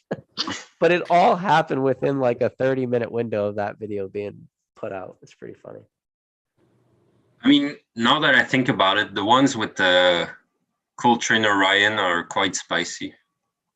Yeah. Yeah, the one where Cool Trainer Ryan and then Rattle both. That's one of my favorites is the Cool Trainer Ryan Rattle one because I knew it was gonna be spicy, and then when Rev came on at the end, I was just like, oh boy, like people are gonna talk about this video for a while, and I think people did. I think Chevals said something in the chat during it. He was like, I forget what you said. You said something funny though. I liked when you had Dan on and you guys like went back and forth on Mezu. That one stood out to me. That was a good one. That was a fun Metazoo. one. Always a great conversation when you involve Metazoo and PK. My favorite rant, by the way, and I just happened to be on it, but my favorite rant is when I was on, maybe it was the second time, and Metazoo was brought up, and me and PK, did a little debate on Metazoo. I swear, I've never seen PK so passionate on a rant on Metazoo or against Metazoo. And it was awesome because I just sat back and just admired every single moment because I'm not like in love with Metazoo, but I like Metazoo a lot. And PK is just very against it. And I swear his rants for it felt like 20 minutes. It was amazing. But my favorite live, and I don't know if I would consider it a live, but it is a live because you did went live, if I recall. Was your very first one, was your face reveal. And I don't recall if it was a live or not, once again. It was. But I was super nervous too. But that to me, right, is my favorite one. And I have a few, but that to me is what I would ultimately vote as number one. Because there's always moments for everyone in the hobby where everything shifts once again, where you take that next step once again. And if you don't do that live that day, maybe we still wouldn't know who PK is today, right? Because it takes that first step, that courage, that to put your face in front of the camera, to put your face in front of all of your opinions. It takes balls for that. It's midnight, right? It takes balls to do that. And if you don't do that day, we still might not know who PK is. From that point on, your channel became live oriented versus pre-recorded and meme oriented, which those are awesome. But I'm a fan of being able to see the person, being able to see their expression, being able to see their body language, being able to see the passion behind, their voice, behind their words. And if it wasn't for that live, all five of us wouldn't be sitting here today, right? And to me, I think that's awesome. And there's a point for every single person on this chat because Oak at one point did not have a channel. It took that one step to get in front of the camera, and now all of a sudden, it's a norm. It is a norm to see Oak in front of the camera. Who knows where this takes Drew and Chef. Now that we see Drew and Chef for the first time, who knows where this takes them going on forward? Because this might make them feel more comfortable to say, you know what, screw it, I'm going to go live tomorrow. So to me, the one that just stands out flat out is that first live, that face reveal, because if it wasn't for that, I don't think we see the PK that we see today. I appreciate that. You know what you were saying though, PK, about I'm 100% there with you, Basic, and I think that was very valid. But I think you've had very different live streams, and I think that makes it harder to compare apples to apples, because the one that you were talking about with Rattle and Rev and Ryan, they're very different energy to a lot of the live streams. So to say there's the best, what is it that you're measuring that's the best? Because in terms of the energy, excitement, the feel of the room, that was way up there. But you've had some very strong conversations with people that haven't had the energy, but the content and the content has been a lot stronger. So it's for me, it's I have a hard time like measuring that, putting my pulse, with it. But I just generally love all of them, honestly. Not to So like get you're too right soft though, on it, and that's the thing too, is it does have the different energy to it. but yeah. From the first to the last, and that's why I tried to show that when I made that little montage, and you were in it, Professor Oak, Oh, and you had your scene where you're like, hey everybody, Professor Oak. Oh, Like, God, it got me. I was so emotional watching that. I watched that thing like 5 times in a row. yeah, and I tried to start it off like showing different scenes, but then I think when Old Card Shop was on, he had said at the very beginning, he was like, because when you start a Zoom, it will start to record, or at least it was starting to record before I would start doing my intro. And during the conversation, he's like, yeah, it's always nice to see the behind the scenes and pull back the veil a little bit. And then I instantly went into my first ever live. And then you can see it in my face. Like I'm super nervous. The camera's way different. And it's just, I think that's the thing, is the reason why I want to ask you about that is because I've just had so much fun doing this that I've gotten to the point now where like it's going to take something pretty major for me to stop doing this. Yeah. And Good. I'm glad. I have like no plans to stop. And like you, Professor Oak, I hope you have no plans to stop. And we got 21 people in this chat right now. Like if anybody hasn't hit the like button on his channel, you need to hit the like button of this video right now. And you definitely need to hit that subscribe button. I'm terrible. Yep, share it, do everything. Let's get them to 200 by the end of the month of May for sure. So Oak, I'm pretty sure I was your third subscriber. Yeah, I think second was me, probably. I don't. But yeah. That's But wonderful. hey guys, I know I'm gonna have to wake up early with the baby tomorrow, so it's like 1 a.m. here on the East Coast. But I just want to take like a quick minute and just say thank you to every single one of you guys individually. Like Drew, I appreciate you like messaging me on Instagram. I appreciate you being a mod of my channel. You're always one of the very first ones into all the lives. Like I appreciate you super lot. Basic, you know exactly how I feel about you. You're one of my good friends now in this hobby, and just one of my good friends just in life in general. And Chevals, I appreciate again. You messaging me on Instagram, you conversing with me in the chat. You guys always like moderate the chat. You're always looking out for my best interest every time you guys are in there. And then Professor Oak, I obviously appreciate you for doing this, for hosting this, for growing yourself in the hobby, for being a truly good person in this hobby. And I think everybody sees what you're doing, sees you as a person. They're super appreciative of that, and they respect you. But to everybody else out there in the chat who is watching this video right now, thank you guys all for joining. But I really got to go to bed, guys. PK, before you go, Yep. you officially X out, can I challenge you on something? Sure. You don't. It's just a simple no answer. You can just go to sleep on it and think about it. Like I mentioned a little bit earlier, I think my challenge is for PK to put one of these things together. I don't know how much work goes behind it. It's easier for someone to say that doesn't have a channel and and just sits behind the scenes. But I would love for you to come up with your version of a game night. Bring your own people, bring your own crowd. Bring the big names in. It would be an awesome game night. Your version of a game night. That would be awesome. I think I could do it right off the top of my head. I already like was thinking about it, and I would just do set questions, or how was a card released? Where was the card released? Like, but that would be a challenge for you for the next quarter. What's the number of a card? Like things that I can't think of off the top of my head.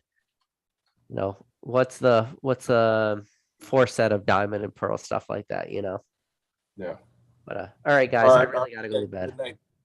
All right, good night, everyone. Thanks Good again, night. Professor Oak. Thanks. It was nice meeting you guys. Drew, Chevals, always fun. Take care, man. Later, guys. Guys, how the hell do I follow that? Oh, first of all, again, game nights. I'm thinking of game nights. I believe Pokegal did a game night. Boba Squad did a game night. Shout out to him. I didn't know that. Yeah, Boba Squad. Swami?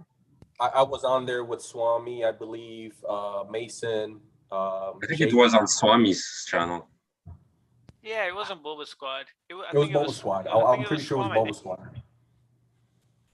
I want to say it was Boba Squad, but I could be wrong. 100% I could be wrong. But anyway, it's been a very long time because I thought that was gonna catch up. Oh, you know what? Swami's was a difference. There was two. I think there were two game nights, two separate game nights. It wasn't it New Year's Eve. I'm not sure, to be honest. I'm not sure. We've watched so many lives. I mean, they're all freaking, they're all jumbled up. I mean, who knows? But yeah, I mean, I told you this. Oak, when you first brought up the idea, and when you told me that Chev and Drew were going to be on, I was super excited because, it's their face reveal, and it's awesome. So now that I can put a face to them, it's just freaking amazing. But I just wanted to say thank you for putting this together, because I'm just gonna say it without going too much into detail. During a time where things were just very grayish, and cloudy and a little no pun intended, but a little droopy, in the community. You took it upon yourself to say, you know what, let's make a positive, let's put a positive twist into this hobby. Let's make it fun again. I'm gonna create a game night, and I was all down for it as soon as you mentioned it. So kudos to you for putting this together 100%.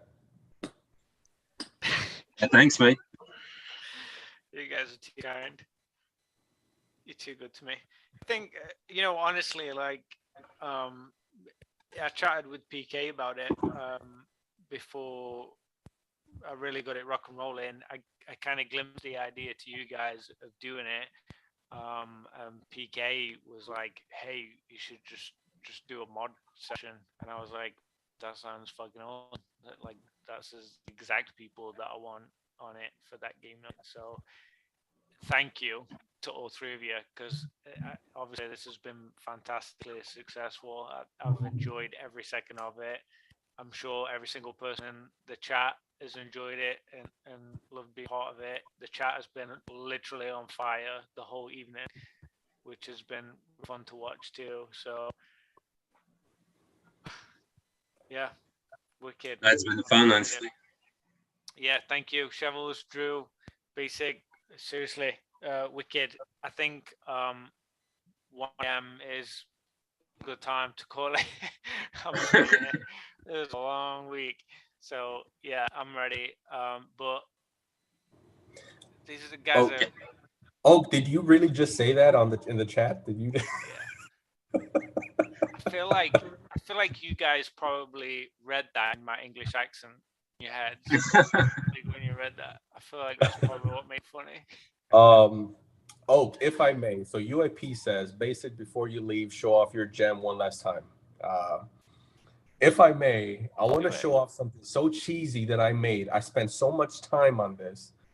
And I know 100% it's gonna make me look, borderline douchey. I'm gonna wear this at Collecticon around my neck, but it is Ponychu, right? But No. I was gonna post it on.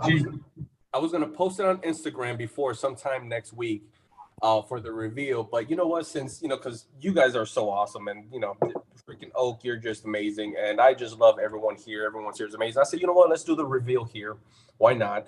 Again, at the risk of myself looking douchey, this is what I'm gonna wear. This is what I'm gonna wear around my neck at Collecticon. All right. Ever since Ponychu dropped, LP has been really quiet. And yes, those are all diamonds. Those are all 10-cent diamond, right? That I glued together. This is how much of a nerd I am, right? And I'm gonna wear this at Collecticon. So it's Are we on a lanyard? Oh yeah, for sure. I might just even put it around this chain. I don't know, but Perfect. yeah. So there you go, UAP. No, that's for all you guys. I mean, that's how much I love this hobby. That's how much I love, all you guys. I was gonna do the reveal on my IG, but why not? Let's do it here. I mean, that's just cool. It's for Denver or the one before? Dallas. So Dallas is on the 28th, I believe, of May. So, yeah, there you go. Did you see Leonhardt going to that one too? Now He's going? Oh no, I didn't see that he was going. He's going as a special guest. That's going to be busy. That's going to be a busy one. Yeah. So yeah, 100%. I know it's cheesy, but yeah, I just had to do it. Vajazzled pony. I bedazzled pony shoe. When I threw my idea at a few people, they were like, "No, don't do it." I said, "You know what? I said, you know what? I love this so much." I said, "No, I got to do it. I got to do one." You need to do it. How could you? I'm a fan of memes. So like my post was gonna go something along the lines of, "Since Pony Chew dropped, LP has been real quiet." So.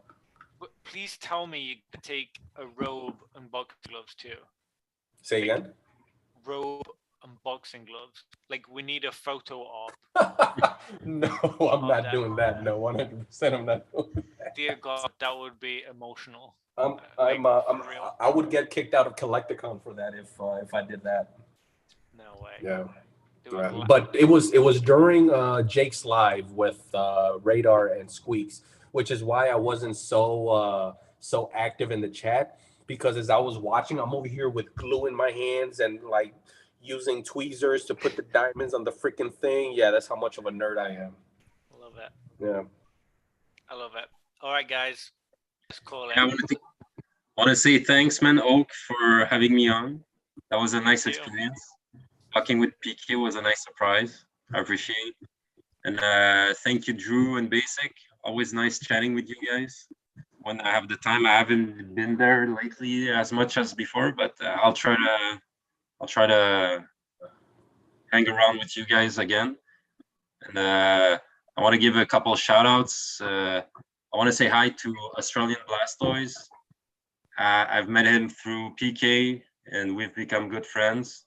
We chat almost daily. I want to say what's up to Nick, to the Spicy Boys, Charvy, Carlson. They all know who they are. All nice people I've met through the hobby, like through live streams and Pokenomics' Discord.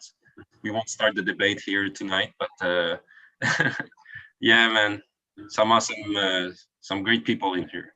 Thanks, guys. Thanks, Chevals. Okay. All right, Oak.